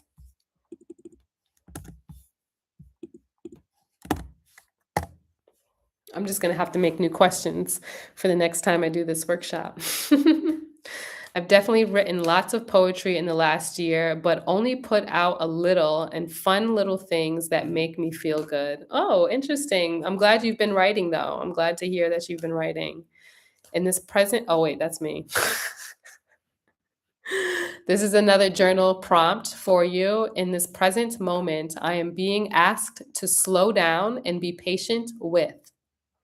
And why I ask this question is because, again, from a tropical lens, we're being pushed to forge forward when really we're needing to slow down, to still continue to be rocked in the boat, to potentially swim deeper into the bottom of our ocean to, move things around. What needs to be ruffled in order for us to ascend, in order for us to grow? What's very interesting, even as I'm sitting here talking about this stuff, I am human. And sometimes it can take a lot of effort for me to do the thing I really desire to do. If I could sit here and talk to y'all all goddamn day and get paid to do it, trust and believe I'd be here. Trust and believe. I really look forward to the day when I am paid to just sit here and talk. When I'm on stage, stages that I would have never even dreamed of being at and on, but I'm saying it now. I 1000% desire to be paid to talk. One time, I was sharing with a friend, this other guy, and he responded, I think it's a little sketchy that he gets paid a lot of money to talk about God. And my response to him was like, you realize that I will one day be paid to travel and talk about God. Because spirituality and astrology is not separate from God. Spirituality is your direct connection and experience of God, through God, as God. 100, 100, 100 facts. That's how I feel about my gift. I don't feel like it don't feel like work when I work in my gifts. Exactly. Those of you who end up actually booking a reading with me, y'all already know we might be there 2, 3, sometimes 4 hours because I can talk that long, but also there's so much to see in your chart. But at the same time, it's not draining to me because I'm calling upon God before we even start the session. I'm working through God. When you are drained by the work that you are doing, pay attention to where your energy is being sucked. Working with God, you should feel it's like when I get off a call from doing a reading with people, I smile. Sometimes I just sit back and I'm like, wow, like that was so good. I feel good. I know that they feel good. And I don't feel like, they were taking so much of my energy. They were da da da like, no. When you're doing the thing that you love, that's what people are talking about when there is no time and there is no space. When we are creating, time collapses. As a creator myself who also paints, okay? I'm a photographer, artist, graphic designer. When I'm creating the things I desire to create, I could be there all night. I forget to go to the bathroom. I probably did not eat. Soon I'll hear the chickens. Like, it's not until I start to hear the chickens where I realize, oh shit, I need to go to the bathroom. I need to eat something. I need to take care of my body. Because we could just be so in the zone. And even for me, I don't know if this happens to you, Eternal or Universal. I love these names, by the way. I don't know if this happens to y'all who are creative, but when we are doing the thing that we really love, sometimes when we come out of that and we look back at the work that we've created or we listen to the thing that we've created, how many of you are like, whoa, I made that? I created that? That's my voice? That's my truth? It's so empowering. Even in the moments where you're like, "Oh my gosh," like, the amount of times that I be crying sometimes when things are moving through me, I don't hide who I am. I just allow it to flow, and yeah, like, all my saga sometimes is on the internet, but I know that me being in my truth is also helping somebody else. When we're doing this work with God, at the end of the day, it's not really about us. It's about the who we're serving. When you're working with God, when you have a mission, when you have something that you need to do, it's about you and it's also about them. But the difference is you're not doing it to put them before you. You're doing it because you're on the mission to help, but it's not from you efforting. I'm simply here sharing. I'm sharing. We're moving through this energy. I'm sure there's things that you may have received from something I've said. I likely will not re-listen to this video. I might just leave it as it is and say, whatever I said, willing that it has served the collective, whatever that looks like. How you receive the information that I am sharing is actually none of my business. It's not about that. It's about you being able to receive. Okay? I had a message that I needed to share, and that's it. I'm asked to be patient with my vision, my goals, and the community that I'll find with those goals for sure. The work I do will be the love I give. Period. I love that. Facts 100, yes, 100 times yes, yes, yes, yes. Just beautiful. I don't even know what y'all are saying yes to. Remind me.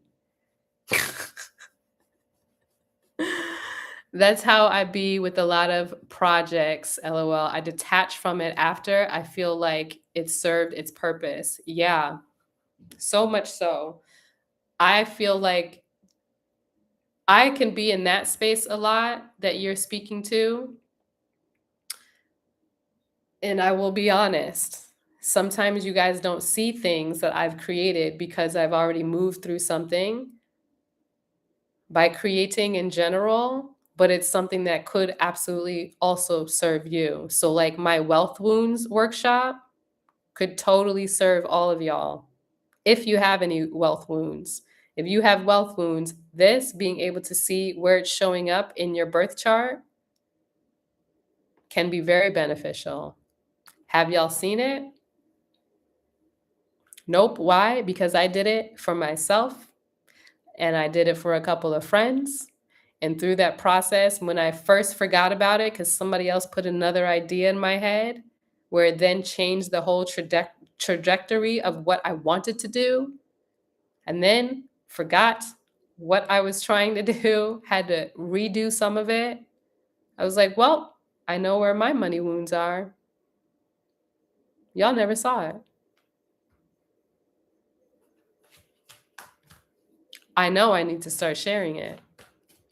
But I would like to also be sharing these things in like a private container where you guys could actually receive deeper with me, being able to work one on one or within a group collective, because I think that is where my energy is best served. It's nice to come and listen to what I have to say and also what's moving through you and what is blocking you from moving forward. A lot of times we know exactly what's blocking us from moving forward. There's so much more time that I need to be giving to my creative projects. Especially, I don't know if any of y'all are into human design, but the amount of projects a manifesting generator will start is bonkers. It's amazing, yes. And also, I know that the weight of carrying some of these things because I simply did not finish it as a traveler, whew, on moving days, my goodness, talk about the masculine energy that comes out and through me, where I end up carrying damn near what feels like a whole half a house on my back, on my shoulders. And I think, wow, Canacia, just finish your project so you're not carrying these things anymore. You know? I'm all about finding the next and breaking limits, period. I will check it out. We were saying yes to what you said about sometimes how you can look back and said, did I make that? I honestly feel like that a lot. Oh, okay. Amazing. Yeah. Because that's you actually paying attention to the fact that you are God and you just manifested something from a vision you had in your mind, from a thought that you had in your mind, from an idea that you had in your mind. And now you've materialized it. You went into that space to do it where you had the deepest connection because they don't want us to be in that specific portal of space. They want us to be paying attention to all the negativity. Even when the world is crumbling, there's always polarity. There's always an opposite. It doesn't mean to look away from those things, but it also doesn't mean you need to get dragged down emotionally with those things because a lot of times people are getting dragged down. Think about it. Before, I swear to goodness, I was the first one to do it. I swear on everything, I really was. Because before everyone else in 2020 was putting up those black squares, I put up a black square way before because I was already tired of a couple of other unalivings that happened before the May one, okay? I had put up this black square and it was for me at that moment I was like, I'm not saying anything else. I'm actually tired of these situations constantly happening because no matter how much we would fight, we would still get that same thing reflected over and over and over again. That would kind of show us or try to get us to think that we can't elevate out of that reality, that our bodies are constantly going to be at the detriment of somebody else's insecurities. That's not true. And if we keep believing that, it keeps us stuck.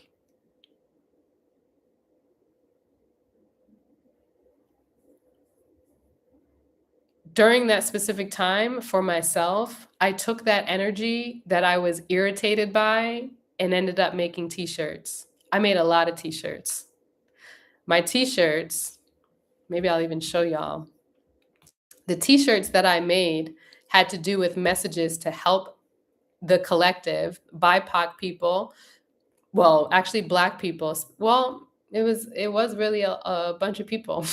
Now that I'm thinking, I had specifically it started out with Black people. It was called Point Blank Period.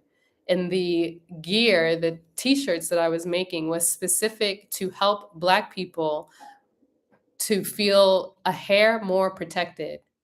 That if somebody else was reading their shirt, maybe they would hesitate before they created some kind of harm. Wearing a shirt that said Black and unarmed, because oftentimes it was Black people who were unarmed who were still getting unalived. It was also a time where white people were ready to actually listen to Black people. So the other t-shirts that I had was white privileged in listening, white privileged in learning, white privileged and anti-racist. I even made some for the kids. I made a lot of stuff and was selling them for like 2, 3 months. And then I realized our actual power, that they continue to perpetuate the same narrative to get us to be distracted. Even though all that stuff was going on, at that time, I was living in Bali. So I felt even helpless, right? Because I'm sitting here listening to all these white people telling me to just manifest and meditate the reality that I desire to be in. But I'm meditating to stop the unalivings, but the unalivings are continuing to happen. So I took that energy and turned it into something. I took the rage and the anger that I had and turned it into something. And then I allowed my friends to join in on it, to be with me, to connect, to share, so that it wasn't necessarily about me. It was calling everyone up to the plate. They were selling all over the world. I had other shirts like America was never great for Black people. That was my immediate response to Trump way back when. Dumpy Trumpy. I never like calling him by his name. His name is Dumpy Trumpy. If I could edit one thing out of this whole video, it's that, calling him by his name. Yuck. Embarrassing. Let me see here. I'll show y'all these t-shirts. I mean, I took all these pictures. It was great. I was so grateful because that's what we're supposed to be doing. Yeah, there's things happening around the world that is destructive, and also what are we creating to make a better world, to bring people in?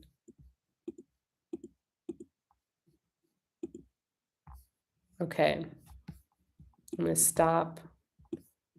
Let's see how I can do that. Let's do it this way. Gallery. Turn that.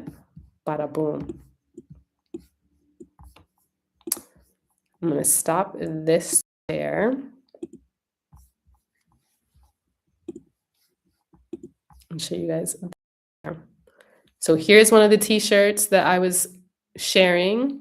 And your graphic designs look amazing. Your emails on point. Oh, thank you. I worked so hard on these emails to share all that I could share with y'all. I'll be putting in that work for them emails. I really do. So I'm really glad to read that.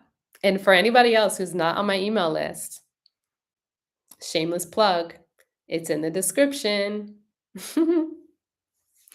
In anime terms, they call it a hyperbolic time chamber, a place where time functions differently. You could get years worth of work in one day in Earth time, but it's a place of void where you can focus. That is beautifully said, because that is exactly right. So imagine if that is what we can gain during the time that we are creating in this hyperbolic time chamber. Do you really think that they would want us to be in that space all day, every day? No. They tell us that to be an artist, you'll struggle. To be an artist, it's not a real job. To be creative, it's not a real job. You need to take your life more serious. Imagine the oxymoron and the irony of the fact that now they have all this AI bullshit trying to take and mimic and steal from real creators. And also, I've had discussions with people where they would tell me that, oh, you should totally do AI art. And I'm like, why? Like, why would I do that? Oh, because X, Y, and Z. And some of the things that they would say is because you could get it done faster. And that, I mean, I have videos where I'm talking about this, but that's the thing, that's that space that they don't even understand is important to a true creator.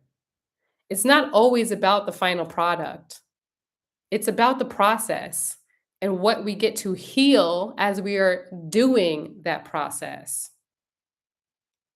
You know what I mean?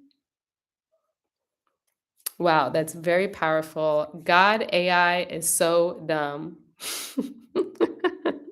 It is, which is why I made another t-shirt for that.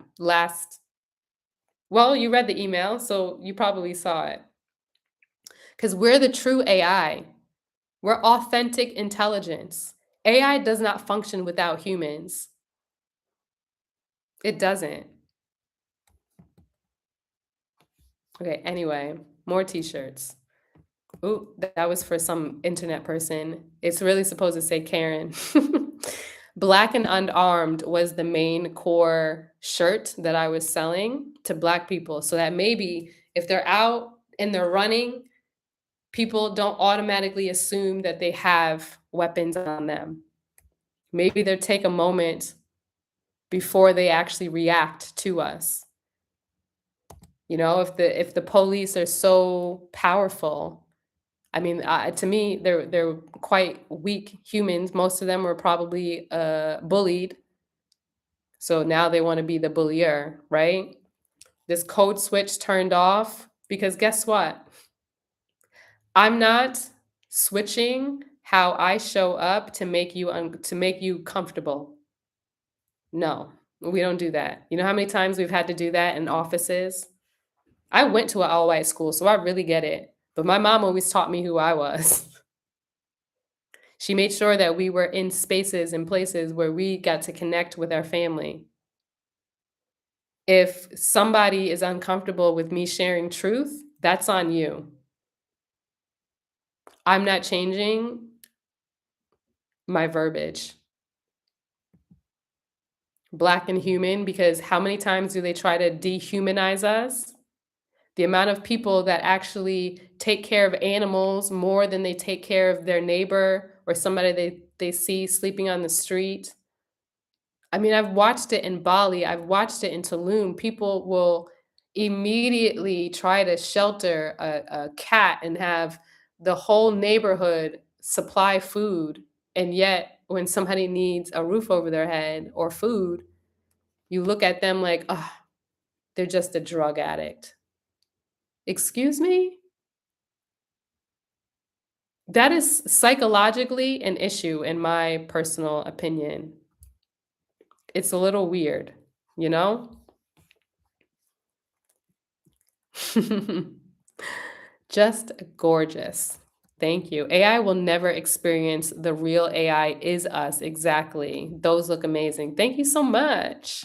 Facts. You missed out on so much mentally, spiritually if you just go to AI to create for you. 1000%. Like that is literally the point of this existence is to create.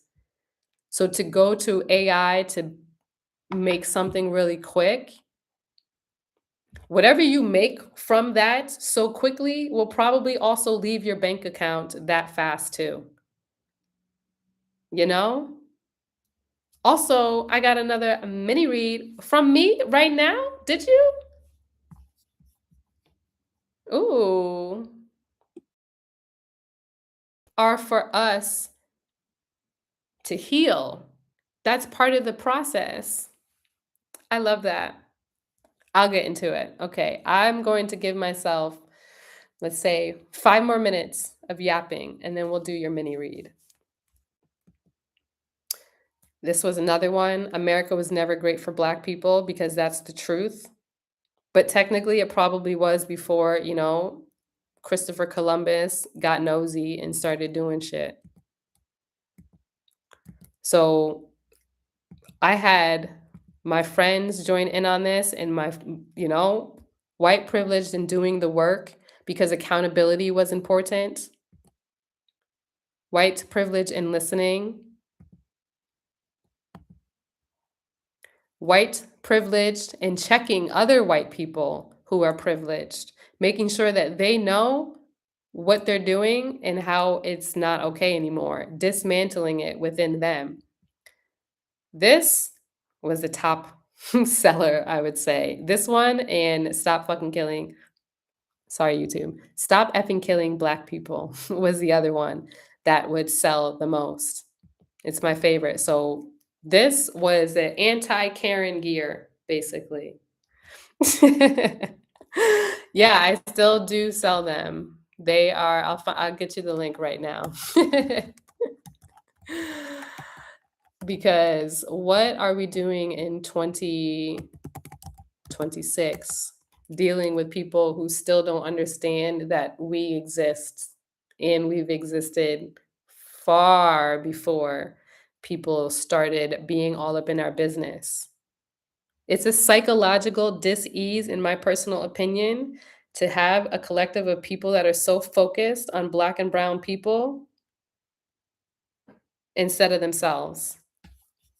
That to me is just, it's weird. It's extremely weird. You know, when people are all up in your business all of the time because they have nothing better to do, that is weird. This is the link to all of the things. And where uh, is this one not in there? Oh my gosh, I think I actually need to make sure it's, oh, no, there it is. There we go. It's just not a picture of me. That's why I'm like, wait, where you go? Bada boom. Here's the link to that. These are dope ass. Thank you. I want that one real bad, and we ain't going nowhere. That's that, Brianna. We're literally not going anywhere. And because we're not going anywhere, it's like, just leave us alone. You know, we need to start doing the same things that they do to us. And mind you, to anybody who is not Black, Indigenous, or a person of color, what I'm sharing is not, it's not about disliking any of you. That's what I want to say. You are welcome here. If there's anybody who's going to accept you, it's me. Okay? If you are here, I already know. And also, dismantling things that are still running in your system is where we need your help and your support. You know, the other day I shared a reflection with somebody's post that was about how I refuse to be in any healing space where where there is less than 40% diversity. I'm not doing it. Out of 10 people, I better not be the only one. I think it's really weird when there are healing spaces that have no diversity in it. Those spaces don't seem safe to me. It's 2026. There's a lot of us out there. A lot of things that can be done to be more accessible. I'm not saying make things cheap, because trust me, I'm always raising my prices. You know? We can't be in that space of feeling like we have to make people feel comfortable all the time when we're the ones that are essentially uncomfortable. You know? It's not fair. It's not fair at all. So I thank you for being here, if you even listened this far. We need you to dismantle white supremacy. I'm not really joking. I'm being so serious. Because Black people are not going to fix colonization, white supremacy. Women are not going to fix, you know, the patriarchy and feminism. We could sit here and protest all we want, but we need the people that built those systems to actually dismantle it. So, you know, wake up to that. All right. Any last notes that I wanted to share in here? Okay, so I do have some. And then I'll get to your reading. I pinky promise, Brianna. So the qualities of Pisces that I want you guys to be paying attention to during this time and space. We know that Neptune is the ruler of Pisces, and Pisces is known as being limitless. It is the ocean. It is where you get to connect to all things that exist in space and time. This is where you get to heal. This is about, this sensitive connection that we have. This is about being artistic, using your voice too, because even though we might not see it as like a Gemini placement, it is very much connected to being able to use your sound frequency to heal. If you're someone that is into sound baths, if you're somebody that is into simply singing, light language, things like that. This is connecting and helping you connect with the to the divine. Some of the shadows that show up for Pisces looks like prone to escapism, lacking boundaries. So any of y'all with that Pisces in the 7th house, I'm gonna need y'all to not be so forgiving all the time.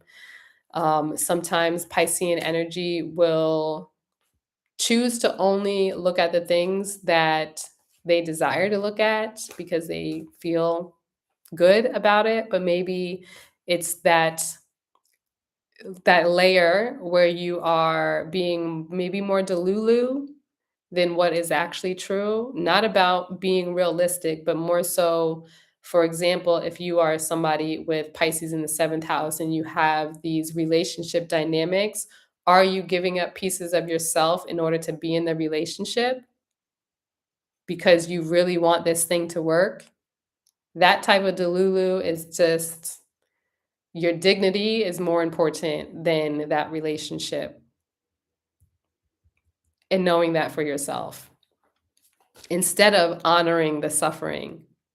Okay. This also can look like mental diseases or mental health issues. Oh, there we go. Oh, perfect. It was actually scheduled for 11:45. I just saw it come on my phone. So we are on time. Well, that's good. Whoa, whoa, whoa, whoa, whoa.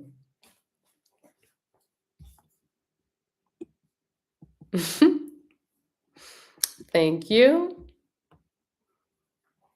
Oh, oh, what else is dropping here? Oh my gosh, I think this tried to come out earlier and I put it back. Self-sabotage.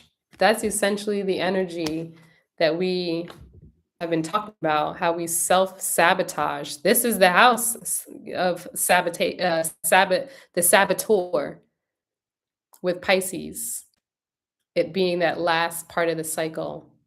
So the saboteur and any single one of us, wherever we have 12th house placements, that's where we self-sabotage. We self-sabotage our goals, we self-sabotage the things that we want to create. And that question about why do we tend to do that? Are we scared of allowing ourselves to be that bigger energy? Maybe being scared to be bold, big, and dream larger than you could have ever imagined is missing part of that magic that gets to be cultivated and nurtured. I mean, the times where I just got chills even thinking about it. We're so powerful. That's why they keep distracting us with WAR timelines. So tropically, when people keep pushing that narrative in those moments, I do not consent to that timeline.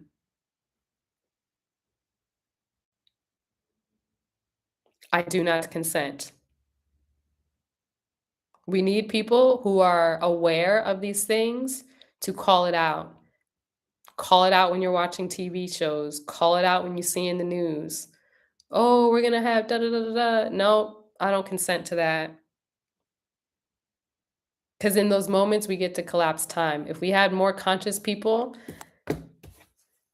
collapsing some of the chaos, we'll be good.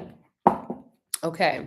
Now I really only have about 3 minutes, and then I'm gonna set up with Brianna.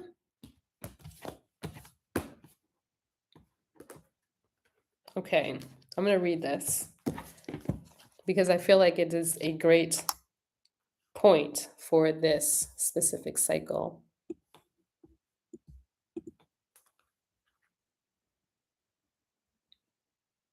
Oh, wait, which? Oh, 24.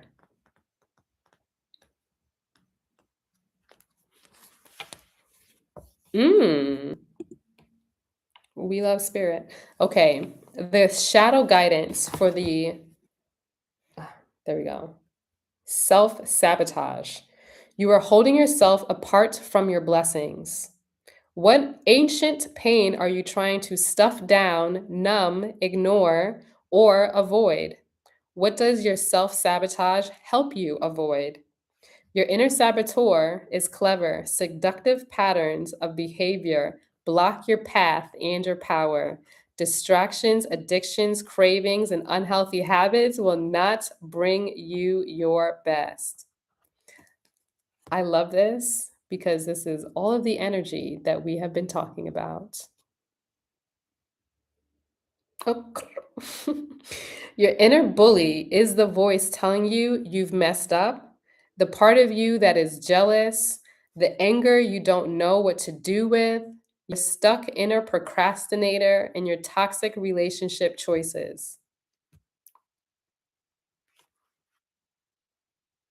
Stop terrorizing yourself with broken promises and broken promises of discipline.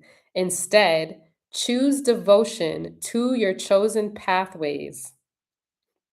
What inspired action can you take today? This is the declaration, I have compassion for myself. The Pisces lesson is over. Because if that's not spot on to all that we've been talking about, I don't know what is.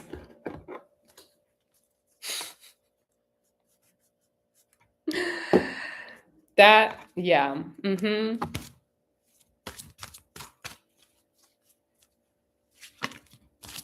Thank you. Spirit. Yep. Okay, let me get Brianna's charts. Lost, lost in the heat of it all.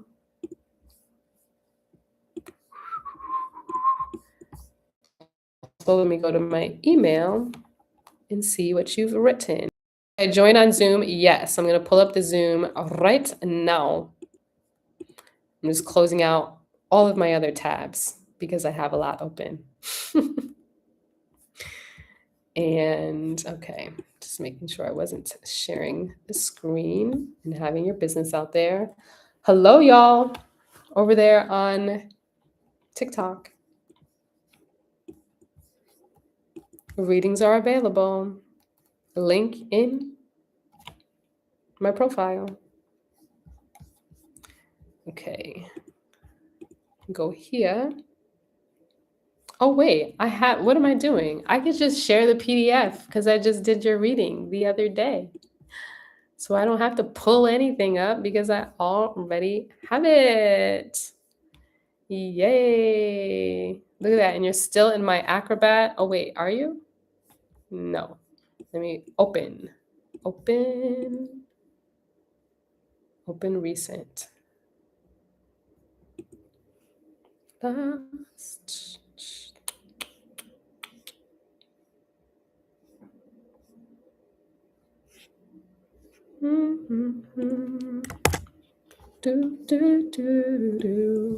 Okay, I'm going to go on Zoom. Workplace. Start. Bada boom.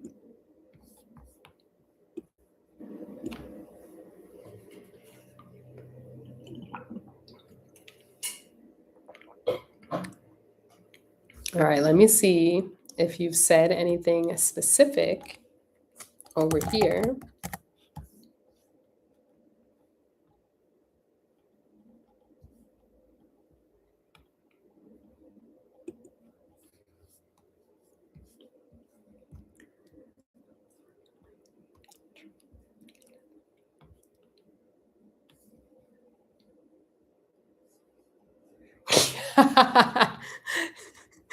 Yada, yada, yada, yada, yada. 150 characters. LOL. Brianna, I'm going to turn it off. There was somebody that also booked and they were not able to maybe get up to 250 characters or something I had said. It was weird. So I will go back and clear that.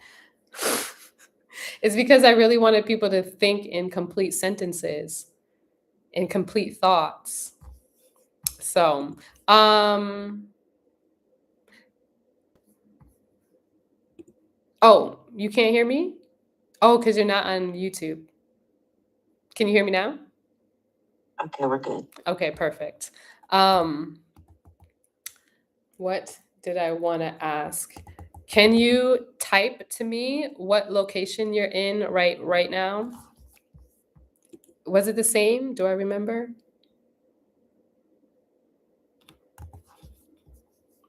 Is it the same location? Right. LOL. I had a problem with that. Wait, a problem with what? What was the problem? Because I was yapping and I probably forget what I said. I sent it in the chat. Okay, thank you. How are you, by the way?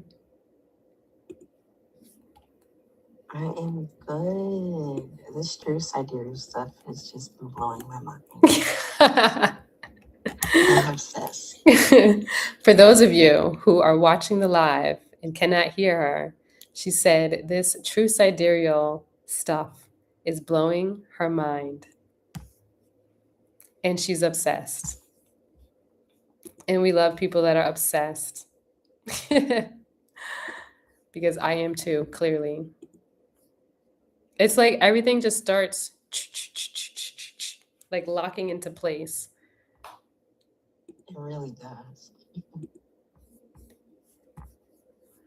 Okay, so I'm going to pull up a transit chart for you. Transit.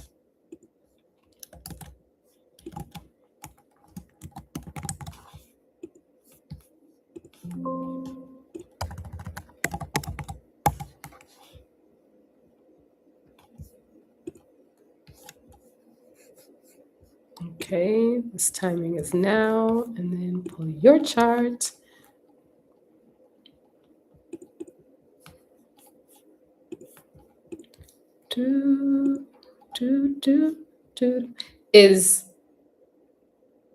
I mean, if I'm allowed to ask, actually, let me just type it.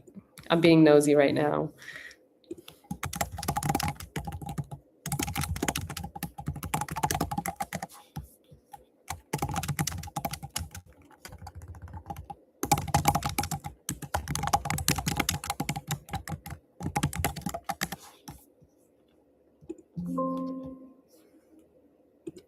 I typed it, Brianna.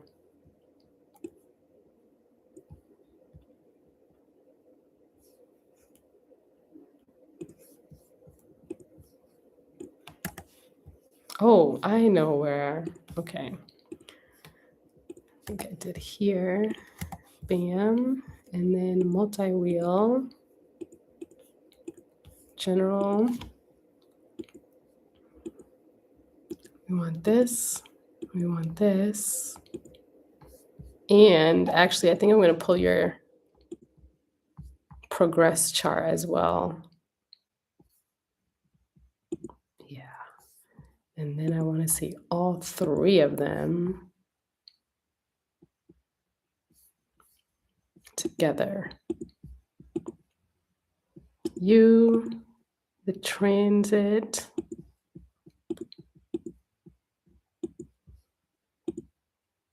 Okay. And I want to see that. And you have Pisces in 3 houses. Okay. So let me share my screen with you. Zoom. To all y'all, I don't know who's still there on YouTube. Thank you for being here. I'm going to enter into the next portal of doing readings. If you would like to receive one, they are $34 and they are in the description to get on my calendar. Okay. I replied to your chat. Okay. Oh, cute. We love that. Definitely.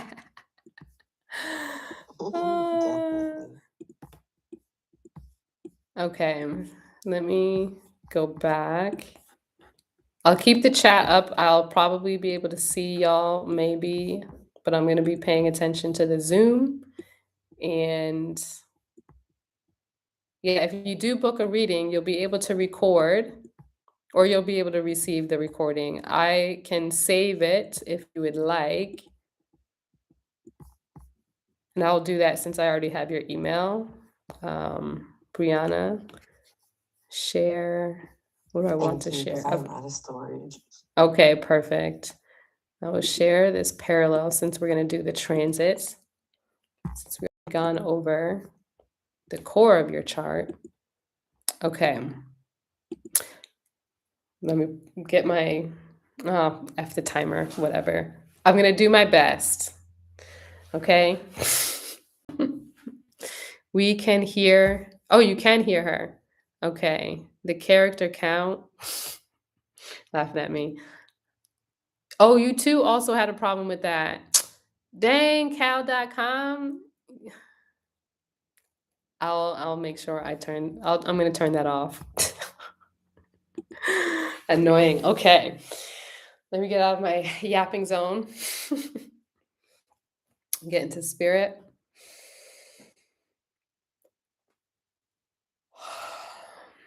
Go ahead and close your eyes, feet on the ground if you desire. Close your eyes if it feels safe.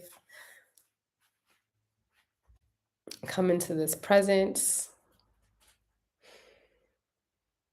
Inhaling and exhaling. Connecting with your highest self.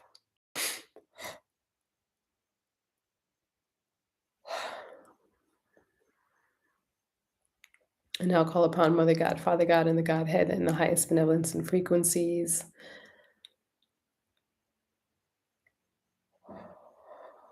Calling upon all 24 Twin Council members and the highest benevolence and frequencies.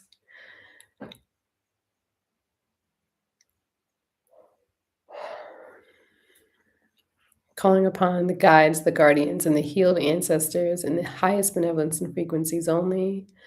Calling upon the spirit of the eagle, spirit of the lioness, and spirit of the unicorn and the highest benevolence and frequencies only.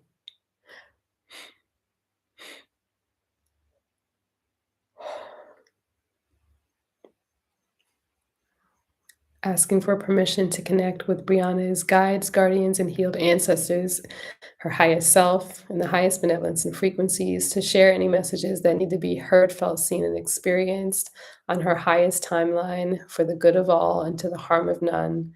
Anything that is not working with God coding is not welcome into this space.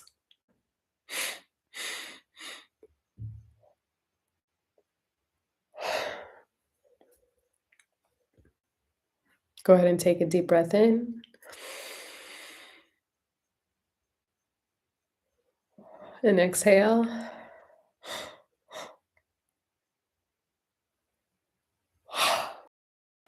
Another deep breath in. And exhale. And one more deep breath in. And exhale. Beautiful. You may open your eyes. I opened mine. I don't think you're not on camera, right? I don't think I could see you. That's okay if I can't. Whoa. No, I'm not. Okay. Okay. This transit. I'm just getting the lay of land again. And what did you say in that email? You said,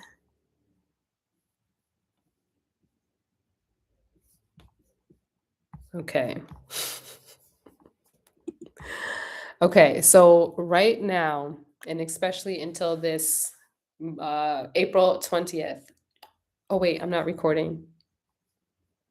Please hold while your party is being reached. Recording in progress. There we go.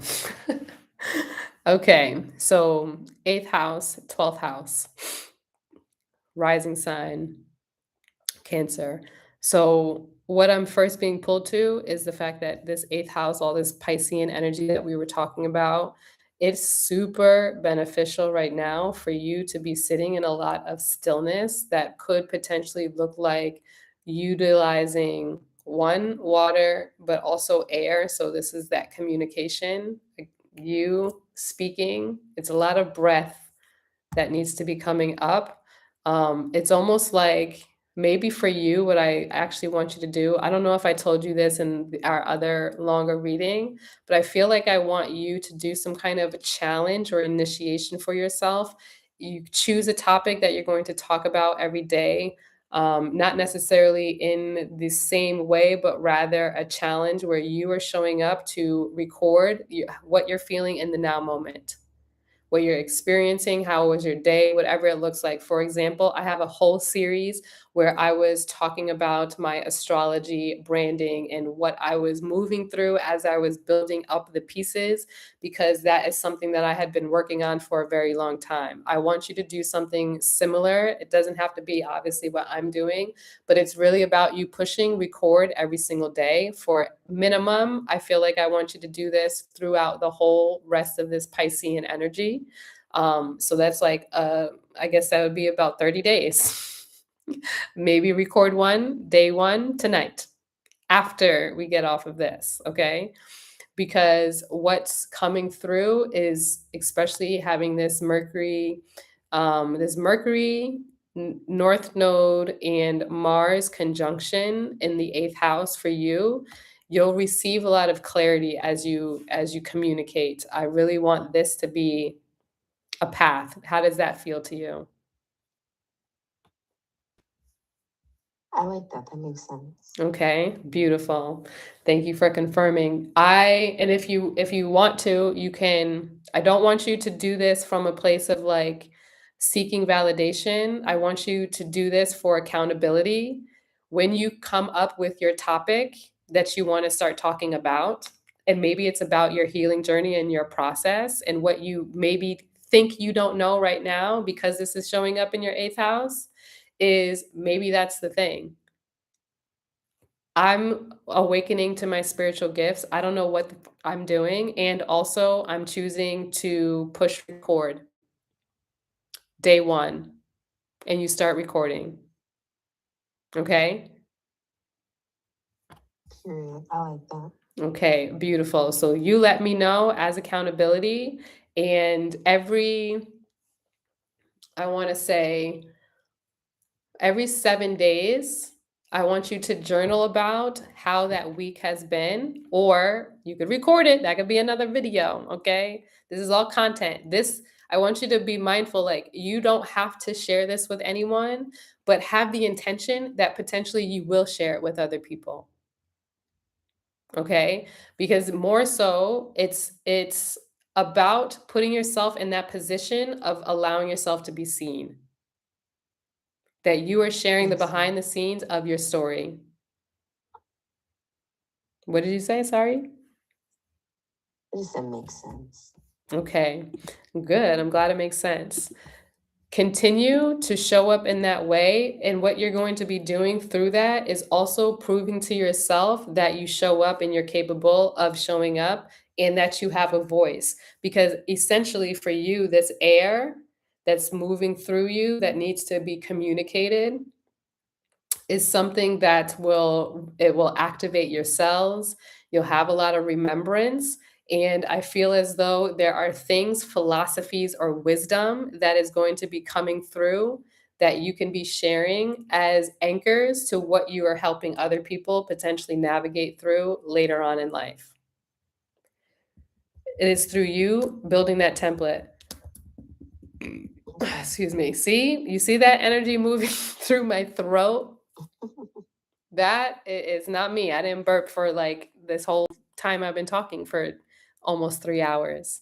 Okay? This is like all of that energy that has been stuck potentially, where you're not giving yourself permission to actually use. You see this? You're part of fortune in the 12th house.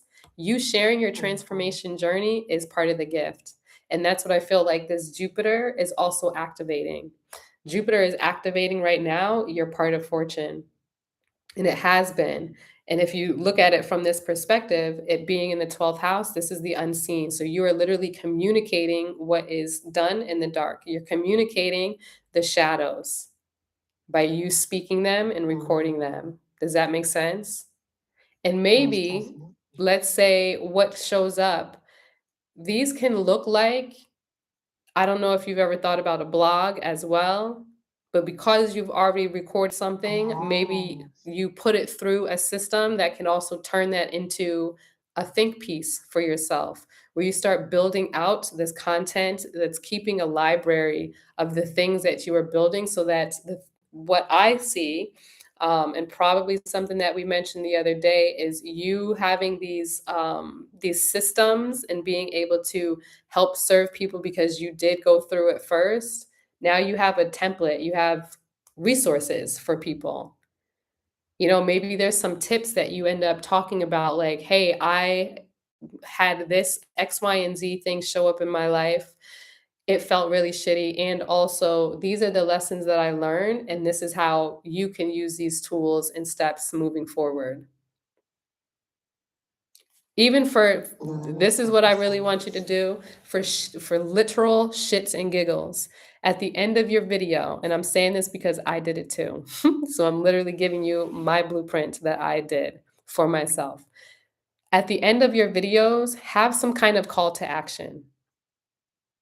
If this is you, let me know in the comments. If this is you and you want help receiving X, Y, and Z, comment such and such. Whatever it looks like, just do it just to do it. To put you in the space of being the authority in this healing space with you learning all that you're learning and the downloads that you're receiving. Does that make sense? It does. And you were spot on with the blog. I was Spot. definitely talking to my partner about that. Yes, because I want to get away from social media. Mm-hmm. And I've already watched the show before, but the Carrie Diaries are Mm-hmm. based off of Sex in the City.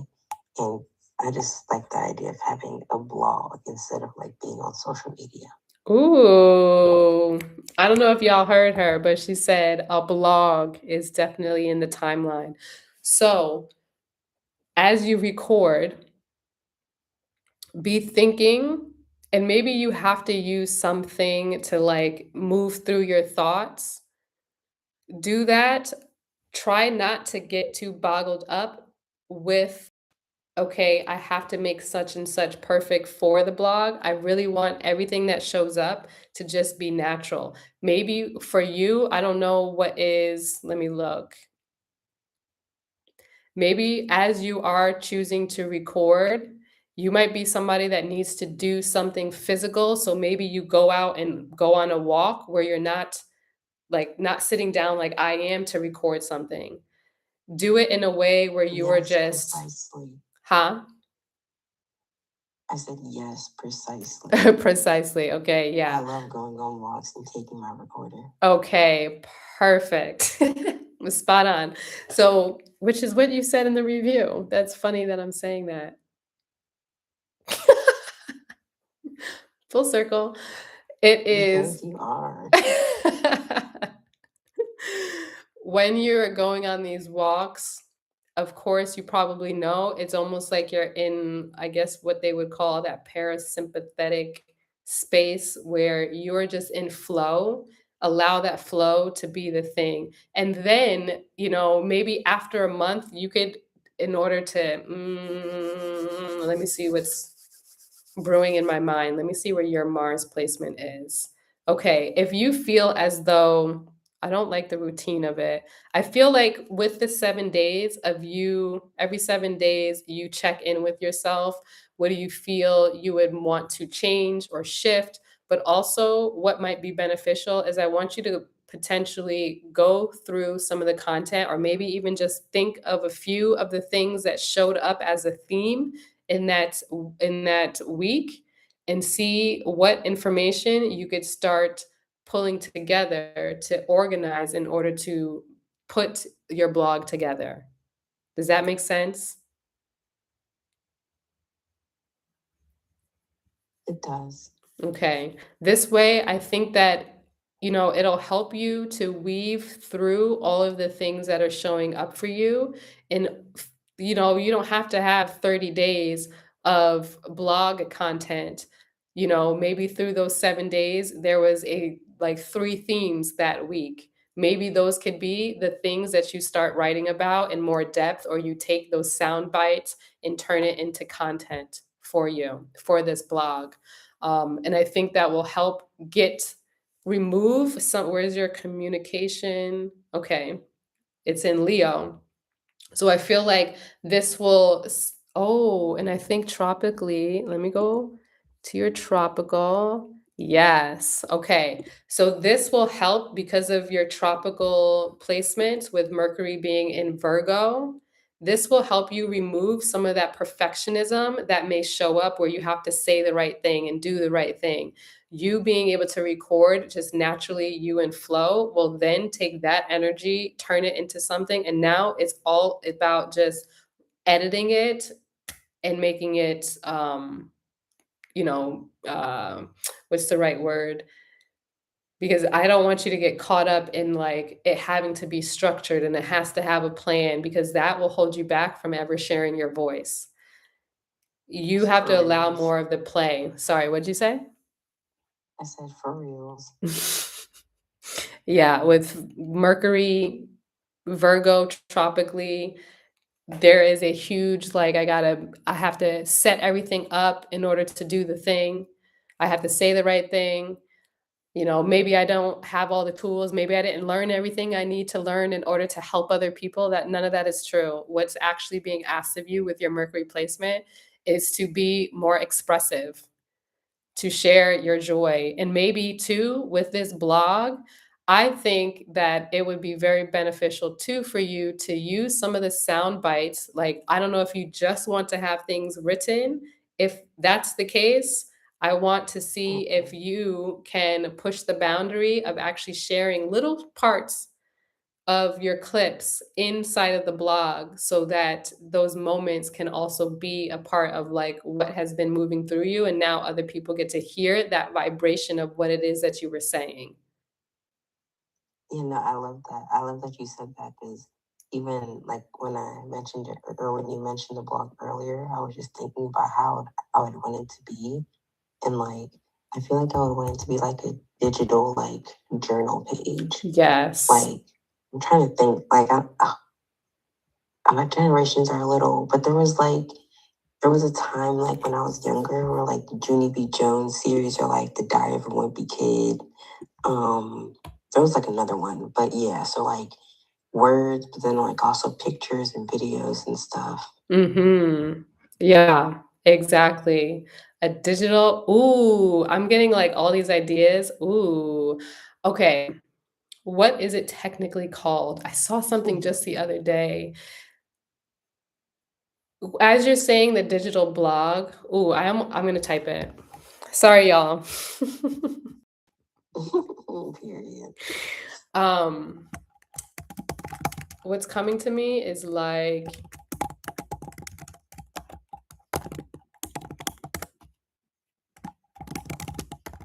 Yes, exactly. Digital scrapbook, yes.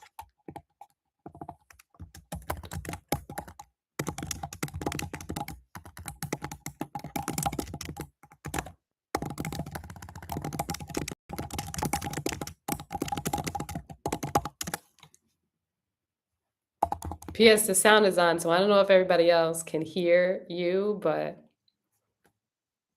I'm just saying that out loud so that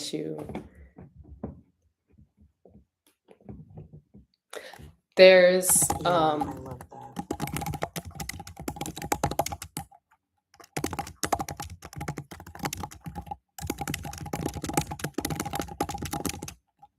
that okay, sorry y'all. I'm keeping this hush hush because this is their vision. And we just talked about that. Okay. Um what's the full sentence that I have here? It was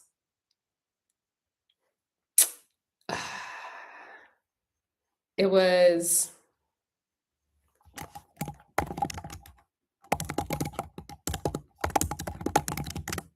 like maybe parallax. Is it parallax? Parallax.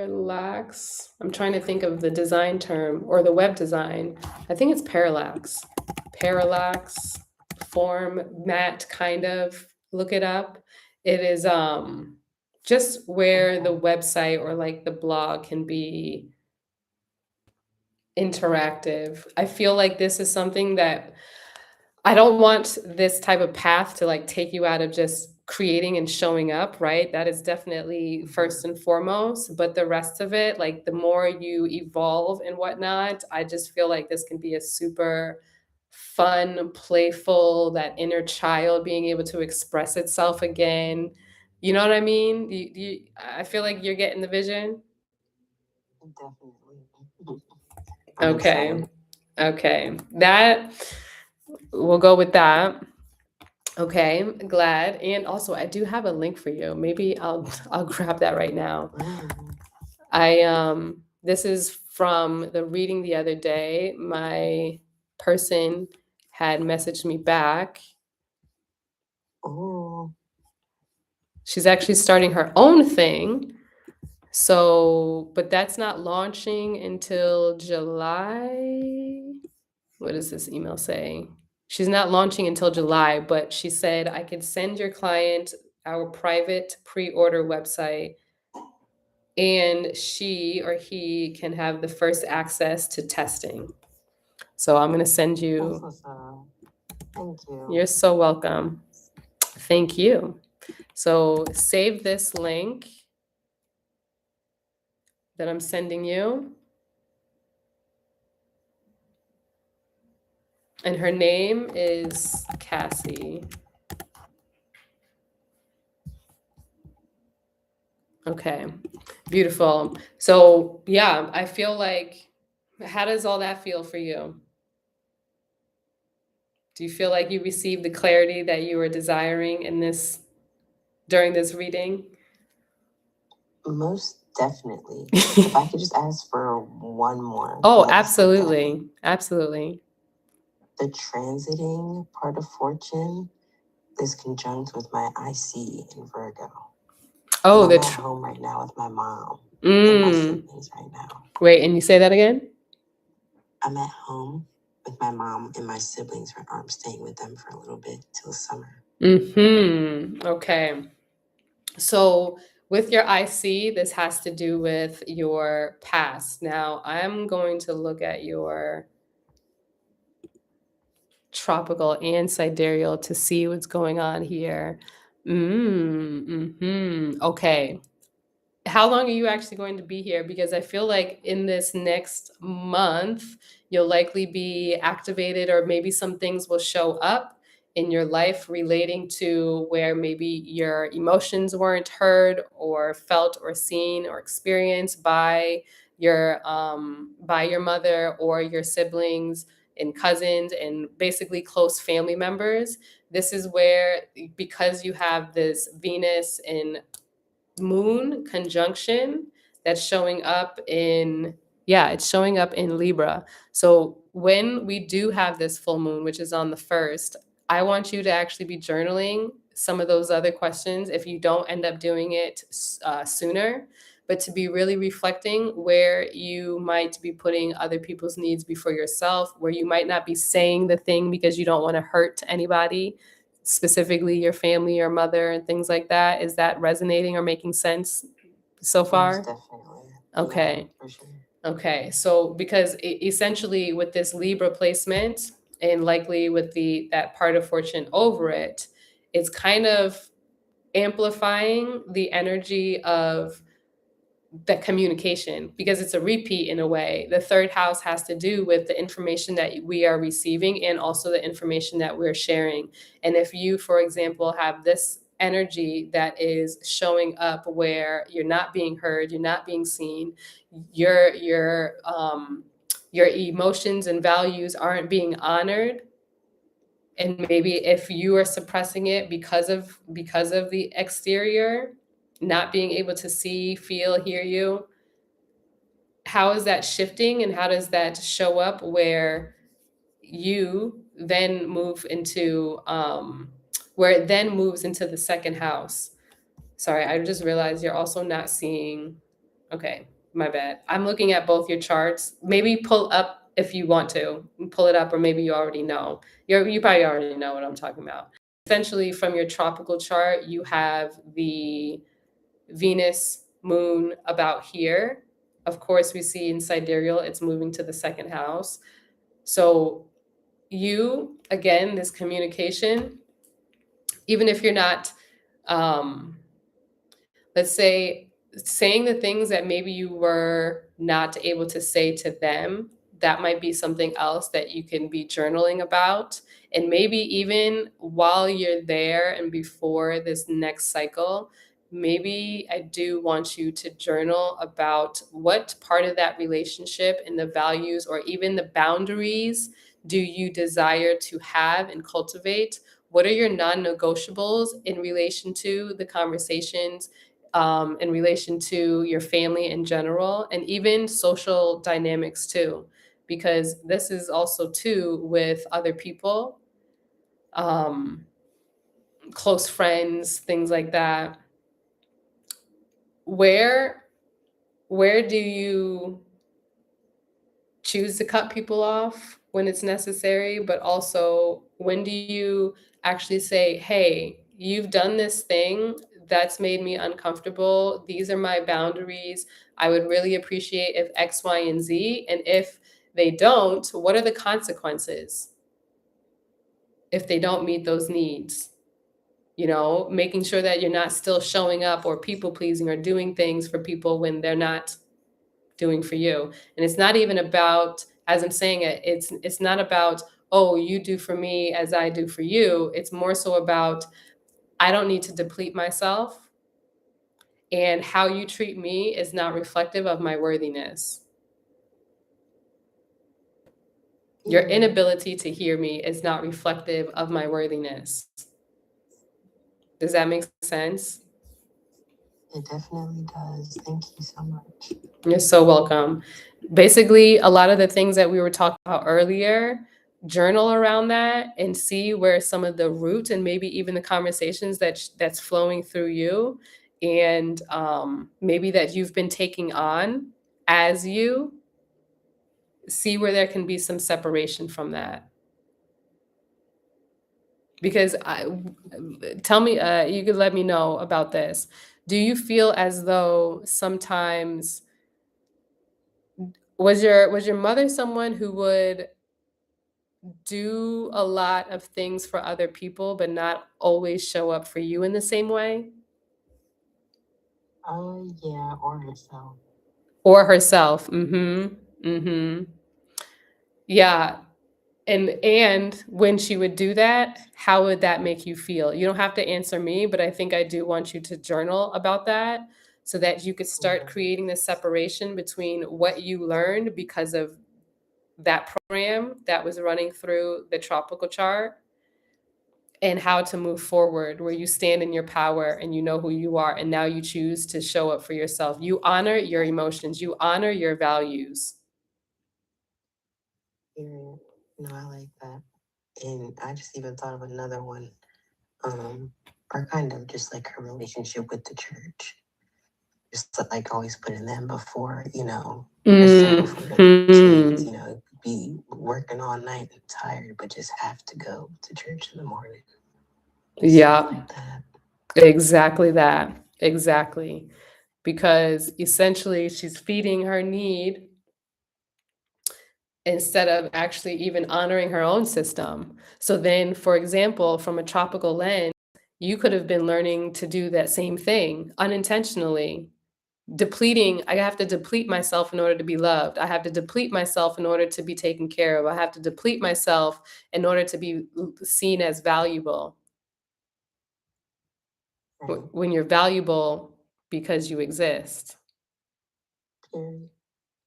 You feel me? That resonates a lot. Beautiful. I'm glad it resonates. You feeling good about This that? was so helpful. Yes, thank you so much. You're so welcome. Thank you for booking another reading with me. Okay. Of course. Beautiful. I'm excited for whatever it is that you are going to be doing with this energy in the next month. Please, I'm so serious. Accountability. So, after you figure out the topic that you desire to talk about, whatever you're going to call this challenge, we're going to name it a challenge. If you miss a day, that is okay. Oh, yeah, I forgot. I already gave you so much other. I think I gave I'm you and only on Eternal Mars, so I so love much it work. though. Huh? I said it's okay. I'm only on Mars, so I love it. Okay, perfect. I gave you and Eternal so much homework to do this week, which is hilarious to me. Um, but yeah, so I want you to be specific around what you're even calling it, because if it's going to feel monotonous or feel like it's a like a punishment almost, I don't want you to Mm-hmm. feel that way. So name it something fun and do something exciting that's like, "Ooh, I get to record my thing." Like, "Hey, I'm leaving the house. I'll be back." And you get to Right. just go do your thing, okay? I want the whole process to be fun, and I want you to be able to document your growth, your cycle. Period. Okay? I love that. I'm gonna start tomorrow. Beautiful. Send me, and then if you want, if it feels in alignment for you, feel welcome to just send me a message, like, "Hey, I've completed the 7 days," or like, "Hey, I was able to do 5 days. I'm still proud of myself, blah, blah, blah, blah, blah." Maybe one day you record for so long that it's like, "Oh, I just need a break." Give yourself permission to take those breaks and not let it mean Period. something about you and your progress. Yes, that's what's important. Exactly. Progress over perfection. Come through. That's that Virgo placement. That's exactly that Virgo placement, Yes. you know? Beautiful. And it's so funny you actually brought that up because just today I was watching one of my TikToks Mhm. and it was one that I had been sitting on for a little bit because I had to make TikToks and it was a photo shoot. But I just forced myself to do it because I'm like, I'm never going to get it done. And of course, after watching it, I noticed like a few things that I messed up on. But I'm like, I'm so proud of myself because had I spent all that time trying to get the perfect shot, it would have never even got posted. Mhm. Yup. I love that. Thanks for sharing that. That's beautiful. That's exactly what you need to be doing. Because at the end of the day, like, people want authenticity, Right. They really want authenticity, which is making me it's reminding me that I need to share my shirt again today. My Period. authentic intelligence t-shirt that I've created. They're so cute. They're really cute. Good shit. So yeah, like keep doing that because for example, when a child is playing, you're not telling the child that they're playing incorrectly. Like that's weird, right? Right. You just let the child play. If they make a mess, okay, yeah, you could just clean it up. If you can't clean it up, well, what do they say? Don't cry over spilled milk. I've definitely told people in the past advice of like, maybe let the milk that's spilled all over the floor stay there a little bit longer. Like stretch yourself in the uncomfortable, not for the sake of like, oh, you have to push yourself through being uncomfortable, but more so like, oh, sometimes I really feel like I have to do this thing correctly. And right now, maybe it's actually best for me to let it go. And when I let it go, I realize I'm still alive, I'm still breathing, all is well. Yes. Just yesterday, I took my siblings on a walk and they were wearing their boots. We're in Minnesota. It's cold. Mhm. Or it wasn't that cold, but anyway, they were jumping in puddles, and I had to literally just stop myself and breathe. Like they have on literally all their protective gear, and they're kittens. Like, it's just shoes, so we can wash them off. And, I just breathe and let them do their thing. Mm-hmm. Beautiful. Because that is what is so necessary. Because let's say you are somebody else and you stop them from them their innate joy in that moment.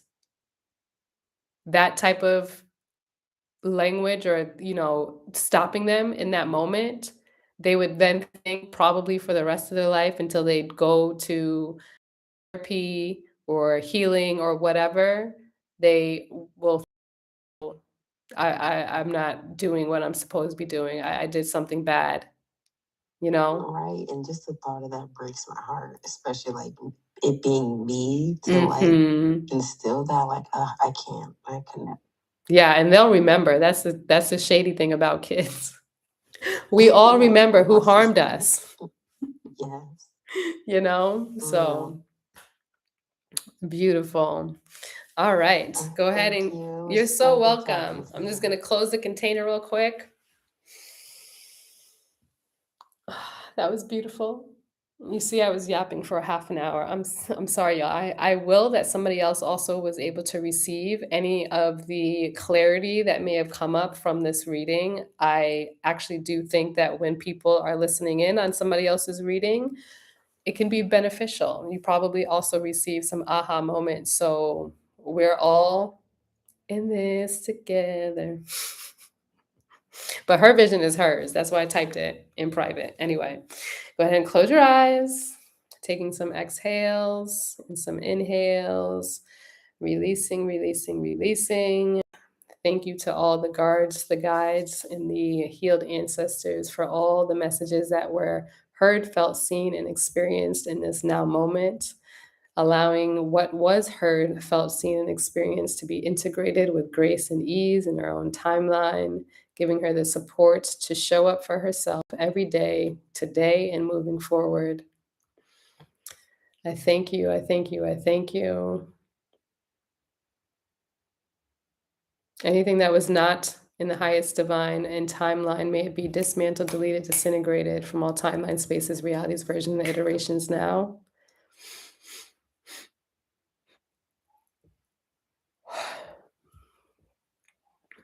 Gratitude. All right. Ashe. That was beautiful. Ashe, it was. I'm about to knock out. Well, you have a beautiful night, Brianna. Thank you so much. You saved that link, right? Yes, I did. Okay, Thank you. perfect. You're so welcome. Have a Bye. good night. Bye.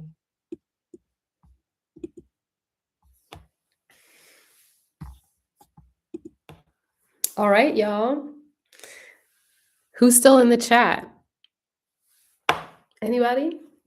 Oh, I think my phone died.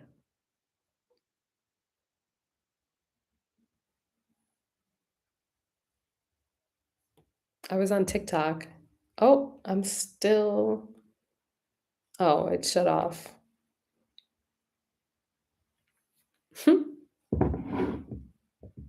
My phone's dying over there. Anybody here? Oh my gosh. I look forward to the day when I'm quite literally just doing readings all day and or just painting all day. Would you guys be interested in that?